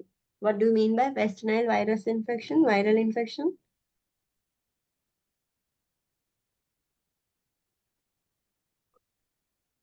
Okay, let's see. આપણને એક mosquito થી થાય છે. A potentially serious illness that affects the CNS. એક serious illness છે જે આખા CNS ને affect કરે છે. એટલે કોને affect કરશે? Nervous central nervous system. Brain, spinal cord બધું જ આવી ગયું, આખું સેન્ટ્રલ નર્વસ સિસ્ટમ આવી ગયું. The virus is contracted primarily by the bite of an infected mosquito. Mosquitoes become carrier when they feed on infected birds. West Nile virus છે એ બર્ડ્સમાં જોવા મળે છે. હવે કોઈ મોસ્કીટો એ બર્ડમાં મતલબ બર્ડ્સમાંથી આવે છે, બર્ડ્સને ફીડ કર્યું, બર્ડ્સને જઈને બ્લડ સક કર્યું, પછી પાછું કોઈ હ્યુમન બીંગને સક કરવા ગયું, તો એ મોસ્કીટોથી હ્યુમન બીંગ અફેક્ટેડ થઈ જશે. Symptoms typically develop between 3 to 14 days after being bitten by an infected mosquito. જે મોસ્કીટોની અંદર ઓલરેડી એ વાયરસ હતો, વેસ્ટ નાઇલ વાયરસ હતું, એ મોસ્કીટોએ કોઈ પર્સનને કરડ્યું છે, તો એ કરડ્યાના 3 to 4 days પછી સિમ્ટમ્સ શો થશે. એટલે કે 3 to 4 days છે એ કયો પીરિયડ કહેવાય? ઇન્ક્યુબેશન. ઇન્ક્યુબેશન, ત્યારે વાયરસ બોડીમાં ગ્રો થશે, પછી એના સિમ્ટમ્સ સ્ટાર્ટ થશે. Neurological deficits can be permanent. અને આ વાયરસ એક વખત અસર કરશે, વાયરસ આવી જશે, સેન્ટ્રલ નર્વસ સિસ્ટમ અફેક્ટ થઈ જશે, પછી એ મટી જશે તો બી જે ડેફિસિટ્સ હતી, જે ન્યુરોલોજીકલ ઇફેક્ટ થયા હતા, એ પરમનન્ટ રહી જશે. અસેસમેન્ટ, જે બી ક્લાયન્ટને વેસ્ટ નાઇલ વાયરસથી ઇન્ફેક્શન થયું હોય, શું જોવા મળશે? તો many individuals will experience no symptoms. અમુક ઇન્ડિવિજ્યુઅલ્સને તો ખબર જ નહીં પડે, કોઈ સિમ્ટમ્સ એટલા દેખાશે જ નહીં. માઇલ્ડ સિમ્ટમ્સ શું જોવા મળશે? તો mild symptoms include fever, headache, body એક, નોઝિયા, વોમિટિંગ, સ્વોલન ગ્લેન્ડ્સ, આખા બધા ગ્લેન્ડ્સ સ્વોલન થઈ જશે, or rash on the chest, stomach and back. Chest પર, સ્ટમક પર, બેક પર બધે રેશિસ જોવા મળશે. તો આ માઇલ્ડ સિમ્ટમ્સ છે. સિવિયર સિમ્ટમ્સમાં શું થશે? તો high fever, headache, neck stiffness, stupor. Stupor means confusion. એકદમ કાઇન્ડ ઓફ સ્ટુપિડ કહી શકીએ ને. કોઈ જાતનું ખબર જ નહીં પડે. ક્લાયન્ટને તમે પૂછશો ને તો એમ સ્ટુપરલી તમને જોયા જ કરશે. શું વાત કરો છો? ક્લાયન્ટ એકદમ એટલું કન્ફ્યુઝ છે, સ્ટુપિડ કહીએ ને કાઇન્ડ ઓફ એવું, તો એનું સ્ટુપર પોસ્ચર જોવા મળશે. આમ બસ બેસી જ રહેશે, જાણે આપણે એને કશું કહીએ છીએ પણ બધું આમ જ જાય છે. તો કાઇન્ડ ઓફ એવું સ્ટુપર થઈ જશે ક્લાયન્ટ. ડિસઓરિએન્ટેડ થઈ જશે, ટ્રેમર્સ આવશે, મસલ વીકનેસ જોવા મળશે, વિઝન લોસ જોવા મળશે, નમ્બનેસ, પેરાલિસિસ, સીઝર્સ ઓર કોમા. આ સિવિયર સિમ્ટમ્સ છે કે જ્યારે અત્યારે પીક પર થઈ ગયું છે, બહુ જ વધારે જ ઇન્ફેક્ટેડ થઈ ગયું છે ત્યારે. Interventions are supportive. There is no specific treatment for the virus. West Nile virus માટે કોઈ ટ્રીટમેન્ટ નથી. આપણે સિમ્ટમેટિક કે સપોર્ટિવ ટ્રીટમેન્ટ જ આપવી પડશે. હવે આપણે ખબર છે કે આ વાયરસની કોઈ ટ્રીટમેન્ટ નથી.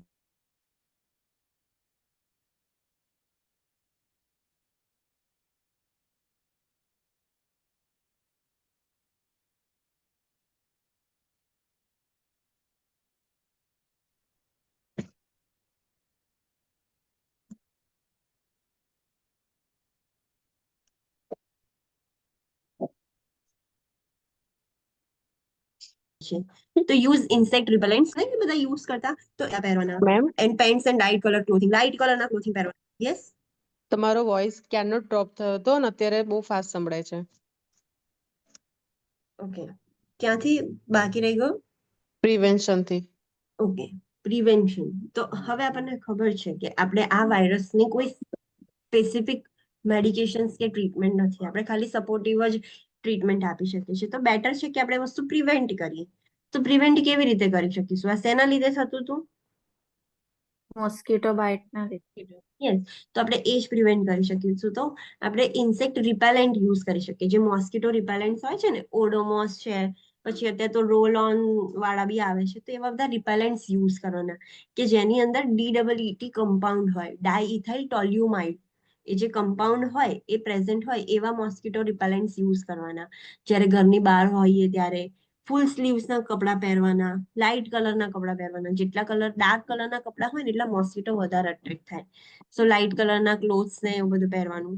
Stay indoor at dusk and dawn when mosquitoes are most effective. Dusk અને ડોન વખતે ઘરની અંદર રહેવાનું. ડસ્ક અને ડોન એટલે શું? ડસ્ક એટલે dusk means, what do you mean by dusk? આમ સનસેટ ને સનરાઈઝ વખતે.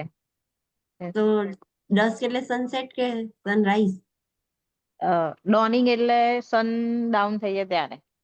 નો, ઉલટું થયું. ડસ્ક એટલે સનસેટ અને ડોન એટલે સનરાઈઝ. તો જ્યારે સનસેટ થવાનો ટાઈમ હોય, ઇવનિંગ નો ટાઈમ હોય, સંધ્યાકાળ, અને અર્લી મોર્નિંગ હોય એટલે કે ડોન, તો ત્યારે મોસ્કિટોઝ વધારે હોય. તો એ વખતે ઘરની અંદર રહેવાનું. Ensure that breeding sites for mosquitoes such as standing water and water in bird baths are eliminated. જ્યાં પાણીનો ભરાવો થતો હોય, જસ્ટ ઇન ડેન્ગ્યુ ને મલેરિયામાં આપણે કેવું કે પાણીનો ભરાવો નહીં થવા દેવાનો, તો એ બધું સ્ટેગ્નન્ટ વોટર હોય, જે પડી રહેલું પાણી હોય, બધું અવોઇડ કરવાનું.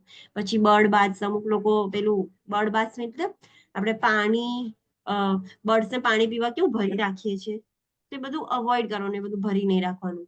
Keep vending pools empty and on their sides when not in use. ઘરમાં એ લોકોને પૂલ્સ હોય બધા, સ્વિમિંગ પુલ્સ ને એવું, તો એ જ્યારે યુઝ ના કરતા હોય ત્યારે ખાલી કરી દેવાના. નહીં તો એમાં બી મોસ્કીટો બ્રીડ થશે, બધા એના એગ્સ લઈ કરશે, તો પ્રોબ્લેમ થશે. તો પ્રિવેન્ટિવ મેજર્સ છે, just like dengue, malaria. Next condition is meningitis. What do you mean by meningitis? Inflammation of the meninges.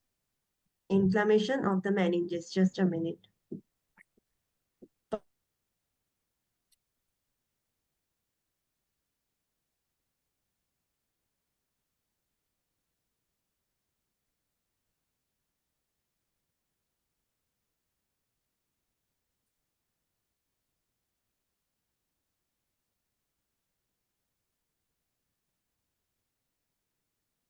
So inflammation of the meninges is called as meningitis. So inflammation of the arachnoid and pyometer of the brain and spinal cord. Brain નું બી meningeal layer અને spinal cord નું meningeal layer. બંનેનું inflammation થઈ ગયું છે અને specific arachnoid matter અને pyometer inflam થાય જ્યારે meningitis થાય ત્યારે. It is caused by bacterial or viral organisms. Although fungal and protozoans meningitis are also occur. A mostly bacteria અને virus ના લીધે થાય છે અને sometimes fungus or parasites હોય પ્રોટોઝોન્સ હોય એના લીધે પણ એ થઈ શકે છે. પ્રીડિસ્પોઝિંગ ફેક્ટર્સ ઇન્ક્લુડ. હવે મેનિન્જાઇટિસ થવાનું રિસ્ક કેમ વધશે? પ્રીડિસ્પોઝિંગ ફેક્ટર શું છે? તો ક્લાયન્ટને સ્કલ ફ્રેક્ચર થશે તો ઓર્ગેનિઝમ્સ છે બેક્ટેરિયા અને વાયરસ ઇઝીલી જઈ શકશે તો સ્કલ ફ્રેક્ચર થાય. બ્રેન કાં તો સ્પાઇનલ સર્જરી કરવી હોય. સાઇનસ ઓર અપર રેસ્પિરેટરી ઇન્ફેક્શન્સ હોય. અહીંયા જે સાઇનસીસ હોય નઝલ સાઇનસીસ એનું ઇન્ફેક્શન થી હોય. અપર રેસ્પિરેટરી ટ્રેક ઇન્ફેક્શન થી હોય. નેઝલ સ્પ્રેઝ યુઝ કરે. એની ઇમ્યુનિટી ડાઉન હોય તો આ બધા પ્રીડિસ્પોઝિંગ ફેક્ટર છે કે એ રિસ્ક વધારે દેશે મેનિન્જાઇટિસ થવા માટેનું. CSF is analyzed to determine the diagnosis and type of meningitis. જે CSF હોય લંબાડ પંચર કરીને CSF ને સ્ટડી કરવામાં આવે તો ખબર પડે કે કયા ટાઈપનું મેનિન્જાઇટિસ છે, વાયરલ છે કે બેક્ટેરિયલ છે. In meningitis, CSF is cloudy with increased protein, increased WBCs and decreased glucose count. જ્યારે ઇન્ફેક્શન થાય મેનિન્જિયલ લેયરમાં તો તમે એ CSF તમે જોશો સેમ્પલ તો તમને એકદમ ક્લાઉડી દેખાશે. એમાં પ્રોટીન બી વધારે જોવા મળશે. WBC કાઉન્ટ્સ બી CSF માં વધી જશે બીકોઝ ગ્લુકોઝ હોય CSF થોડું ગ્લુકોઝ એમાં જોવા મળે તો એ ગ્લુકોઝ બી ઓછું જોવા મળશે. ગ્લુકોઝ કાઉન્ટ બી ઓછું આવશે તો આ CSF આવું દેખાય મેનિન્જાઇટિસમાં. ટ્રાન્સમિશન મેનિન્જાઇટિસ કેવી રીતે થાય છે એનું ટ્રાન્સમિશન શું છે? તો transmission occurs in the areas of high population density and in crowded living such as college dormitories and prisons. The transmission of meningitis is by direct contact including droplet spread. Transmission સેનાથી spread થાય? કેવી રીતે spread થાય? You have to remember one word. Droplet. Direct contact. Direct contact. Meningitis droplet infection છે. એ droplets થી spread થશે. Droplets એટલે તમે સ્નીઝ કે કોફ કરો તો એના ડ્રોપ થી સ્પ્રેડ થાય. ક્લાયન્ટ બોલે તો એના બી સલાઈવાના પેલા ડ્રોપલેટ્સ હોય. સ્નીઝ કરે, કોફ કરે તો એના જે ડ્રોપલેટ્સ છે એ એન્વાયરમેન્ટમાં આવી જશે. ઇન્ફેક્ટેડ ડ્રોપલેટ્સ છે તો એ બીજાને ટ્રાન્સમિટ કરશે. તો એવી જગ્યા કે જ્યાં આગળ બધા બહુ જ ક્રાઉડેડ રિજિયન્સમાં રહે છે, બહુ ગીચમાં રહે છે, જેમ કે કોલેજ ડોર્મિટરીઝ. ડોર્મિટરીઝ મતલબ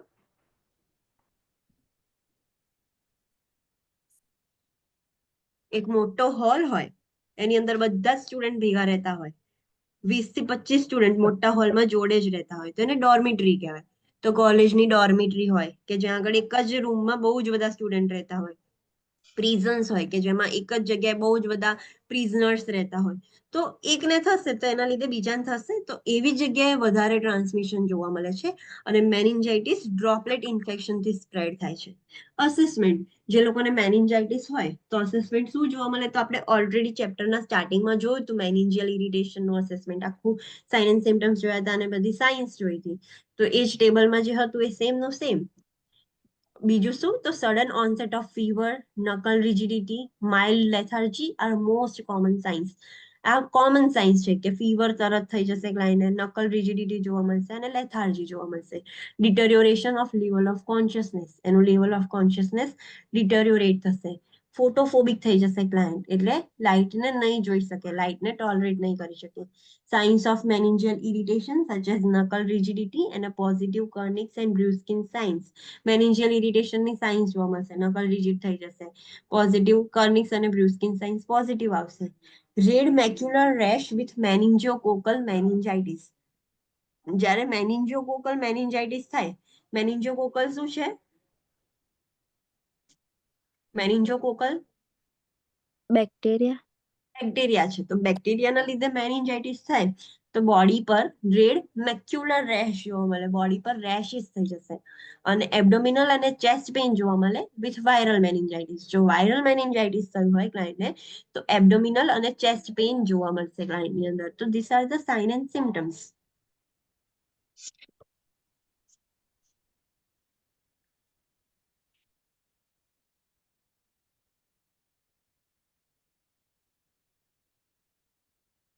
નેક્સ્ટ ઇન્ટરવેન્શન્સ છે. મેનિન્જાઇટિસ થશે તો શું કરવાનું? તો monitor vital signs, neurological signs, assess for the signs of increase ICP. ICP increase થશે તો એ બી એસેસ કરવાનું. Initiate seizures precautions. Encephalitis, meningitis, કોઈ બી ઇન્ફ્લામેશન હોય, સીઝર્સ આવવાના રિસ્ક વધી જાય. તો being a practical nurse we should have the knowledge કે હા સીઝર્સ આવવાનું રિસ્ક છે તો સીઝર્સ પ્રિકોશન્સ લેવાના. Monitor for seizure activity. Seizures આવે છે તો કેવી એની એક્ટિવિટી મોનિટર કરવાની સીઝર્સની. Monitor for the signs of meningeal irritation. Meningeal irritation થશે એના સાઇન્સ છે નકલ રિજિડિટી, બ્રુસ્કિન સાઇન્સ, કર્નિક સાઇન્સ, એ બધું મોનિટર કરવાનું. Perform cranial nerve assessment. બધી જે ક્રેનિયલ નર્વ્સ છે 12 ક્રેનિયલ નર્વ્સ નું અસેસમેન્ટ છે જે આપણે અસેસમેન્ટ વાળા ચેપ્ટરમાં એફઆઈમાં જોઈશું. તો દરેક ક્રેનિયલ નર્વ એનું અસેસમેન્ટ કરવાનું. Assess peripheral vascular status that is septic emboli may block the circulation. Peripheral vascular છે એટલે કે હેન્ડ્સમાં, લેગ્સમાં periphery side vascular status check કરવાનું. બીકોઝ ક્લાયન્ટને ફીવર છે, સો સેપ્ટિસેમિયા થઈ ગયું છે. સો એ જે સેપ્ટિક કન્ડિશન છે ક્લાયન્ટની, ફીવર વાળી કન્ડિશન, એના લીધે એમ્બોલસ થઈ શકે છે અને એ સર્ક્યુલેશન બ્લોક કરશે. એમ્બોલસ ત્યાં આગળ જતી રહેશે તો એ ત્યાં આગળનું સર્ક્યુલેશન સ્ટોપ કરી દેશે. તો એ થવાના ચાન્સીસ છે ઇન મેનિન્જાઇટિસ. તો એટલા માટે પેરિફેરલ વેસ્ક્યુલર સ્ટેટસ બી અસેસ કરવાનું. Maintain isolation precautions as necessary with bacterial meningitis. Meningitis છે એ ડ્રોપલેટ ઇન્ફેક્શનથી સ્પ્રેડ થાય છે તો એ પ્રમાણે આપણે આઇસોલેશન કરવું પડશે ક્લાયન્ટનું. Maintain urine and stool precautions with viral meningitis. અને વાયરલ મેનિન્જાઇટિસ હોય તો યુરિન અને સ્ટૂલ પ્રિકોશન્સ પણ લેવાના. એટલે શું કહેવા માંગે છે યુરિન અને સ્ટૂલ પ્રિકોશન્સ એટલે? મીન્સ એના કોન્ટેક્ટમાં જલ્દી નહીં, ઓછું આવવાનું. યુરિનની અંદર બી એ વાયરસ હશે અને સ્ટૂલની અંદર પણ એ વાયરસ હશે. તો જે બી યુએપી હોય કે જે ક્લાયન્ટનું યુરિન અને સ્ટૂલ ડિસ્કાર્ડ કરે, ક્લાયન્ટ અનકોન્શિયસ થઈ ગયો હશે તો ઓબ્વિયસલી એને યુરિન બેગ હશે તો એ ભરાય તો આપણે કાઢવી પડે. તો એ બહુ જ કેરફુલ રહેવાનું, પ્રિકોશન્સ રાખવાના. Proper gloves, mask, face shield, તમારી ઉપર સ્પ્લેશ નથી છે, બધું ખાસ ધ્યાન રાખવાનું. પ્રોપર એના પ્રિકોશન્સ લેવાના જ્યારે તમે એ યુએપી જે હોય એ યુરિન અને સ્ટૂલ હેન્ડલ કરવાનું હોય ત્યારે.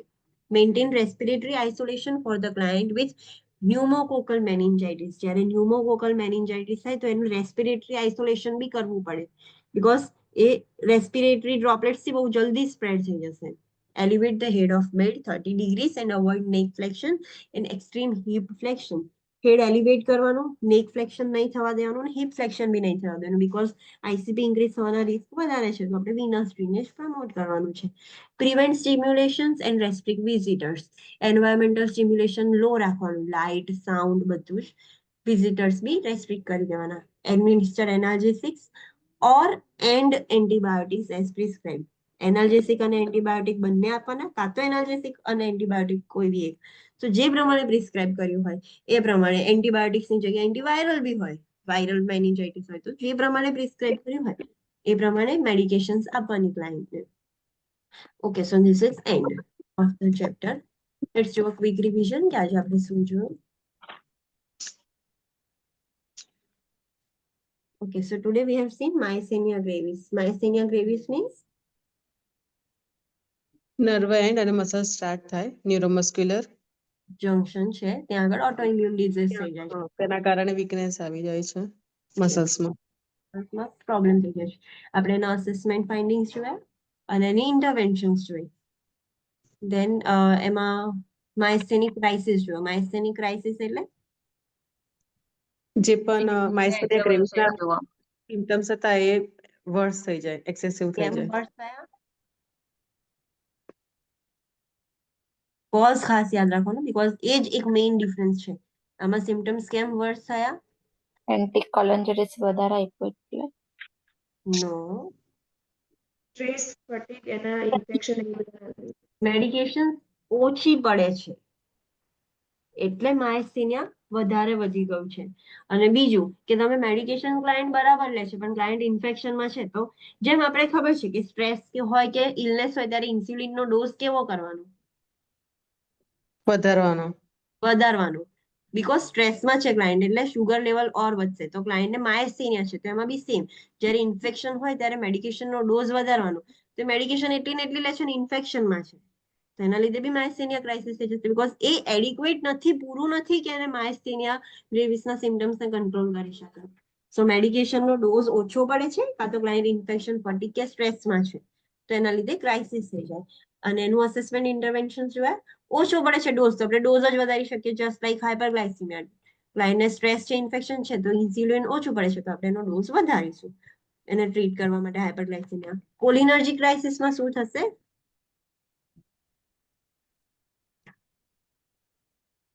કોલિનર્જિક ક્રાઇસિસમાં એમાં ઓવર મેડિકેશન લીધે થશે. યસ, મેડિકેશન ઓવર થઈ ગઈ છે, તો એટલે એના લીધે થશે, એને કોલિનર્જિક ક્રાઇસિસ કહેવાય. એમાં મસલ્સ વધારે પડતા જ એ થઈ જશે, એક્ટિવ થઈ જશે, કન્સ્ટ્રેક્શન્સ ને સ્ટીફનેસ જોવા મળશે. એના રિલેટેડ બધા સાઇન એન્ડ સિમ્પટમ્સ જોવા મળશે. મસલ્સ પર જ સ્પેસિફિક અસર થશે, એની જે મસલ્સ ના હોય.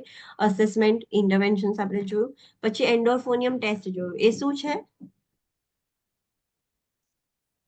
એન્ડોર્ફોનિયમ ટેસ્ટ શું છે? ડિફરન્શિએટ કરવા માટે કે માયસ્થેનિયા ગ્રેવિસ છે કે કોઈ બીજી પ્રોબ્લેમ. ઓકે, પહેલા તો ડાયગ્નોઝ કરવા માટે કે ક્લાયન્ટને માયસ્થેનિયા ગ્રેવિસ છે કે નહીં, અને અગર છે તો ક્લાયન્ટને માયસ્થેનિક ક્રાઇસિસ છે કે કોલિનર્જિક ક્રાઇસિસ છે એ ડિફરન્શિએટ કરવા માટે આ ટેસ્ટ યુઝ થાય છે. મેઇન થિંગ શું યાદ રાખવાની આ ટેસ્ટ વખતે? એટ્રોપિન એટ્રોપિન સલ્ફેટ સાથે અવેલેબલ. રાખવાનું. અવેલેબલ હોય. કેમ એટ્રોપિન સલ્ફેટ? અગર કોલોન્જેનિક ક્રાઇસિસ થાય તેમાં આપવાની જરૂર રેડિકાર્ડિયા પડે. હા, બ્રેડિકાર્ડિયા. બ્રેડિકાર્ડિયા થઈ જાય છે તો એનો એન્ટીડોટ છે, તો એટ્રોપિન સલ્ફેટ આપીશું તો ક્લાયન્ટને બ્રેડિકાર્ડિયા છે પ્રિવેન્ટ થઈ શકે ને ક્લાયન્ટને હાર્ટ રેટ ઇમ્પ્રુવ થઈ શકે. Parkinson's disease. પાર્કિન્સન્સ ડિઝીઝમાં શું થશે? ડોપામિન ઓછું થઈ જશે. ડિક્રીઝ થઈ જશે. યસ, તો એના લીધે શું થશે?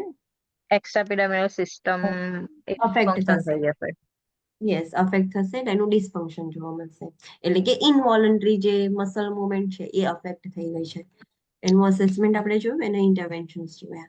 દેન ટ્રાઇજેમિનલ ન્યુરલ્જિયા. ટ્રાઇજેમિનલ ન્યુરલ્જિયા એટલે એમાં 15 અને 9 માં પ્રોબ્લેમ જોવા મળે છે. યસ, જે ફિફ્થ ક્રેનિયલ નર્વ છે એમાં પ્રોબ્લેમ, સેન્સરી પ્રોબ્લેમ જોવા મળે છે, અને એમાં સેન્સેશન એક જ સેન્સનું પ્રોબ્લેમ જોવા મળે છે કે ધેટ ઇઝ પેઇન. ક્લાયન્ટને સિવિયર પેઇન થશે, તો અસેસમેન્ટ ક્લાયન્ટને બધે પેઇનની કમ્પ્લેન કરશે અને કેમ ઇન્ક્રીઝ થાય એના રીઝન્સ જોયા. ઇન્ટરવેન્શન, તો જેના લીધે પેઇન થાય છે એ વસ્તુ અવોઇડ કરવાની. અને બીજું સર્જિકલી આપણે પેઇન રિલીવ કરી શકીએ છીએ. તો 4 ટાઈપ્સની આપણે ઇન્ટરવેન્શન્સ જોઈ કે આના લીધે આ ટાઈપ્સથી આપણે સર્જરી ઓછી કરી શકીએ, પેઇન ઓછું કરી શકીએ છીએ. Then we have seen Bell's palsy. Bell's palsy એટલે facial paralysis. યસ, જે 7th નંબરની જે ક્રેનિયલ નર્વ છે એનું મોટર ફંક્શન જે હોય, સેન્સરી ફંક્શન બરાબર છે પણ મોટર ફંક્શનમાં પ્રોબ્લેમ થઈ ગયો છે અને પેરાલિસિસ થઈ ગયું છે. અને એનો કોઝ જોયો કે કેમ થયું, લીઝન ત્યાં આગળ કેમ થઈ ગયું. આપણે અસેસમેન્ટ જોયું તો જે બી ફેસીસ રિલેટેડ હોય, ફેશિયલ પેરાલિસિસ એટલે ફેસ રિલેટેડ અસેસમેન્ટ ફાઇન્ડિંગ્સ જોવા મળશે. ઇન્ટરવેન્શન્સ આપણે એની જોઈ. Then we have seen Guillain-Barré syndrome. Guillain-Barré syndrome માં શું થશે?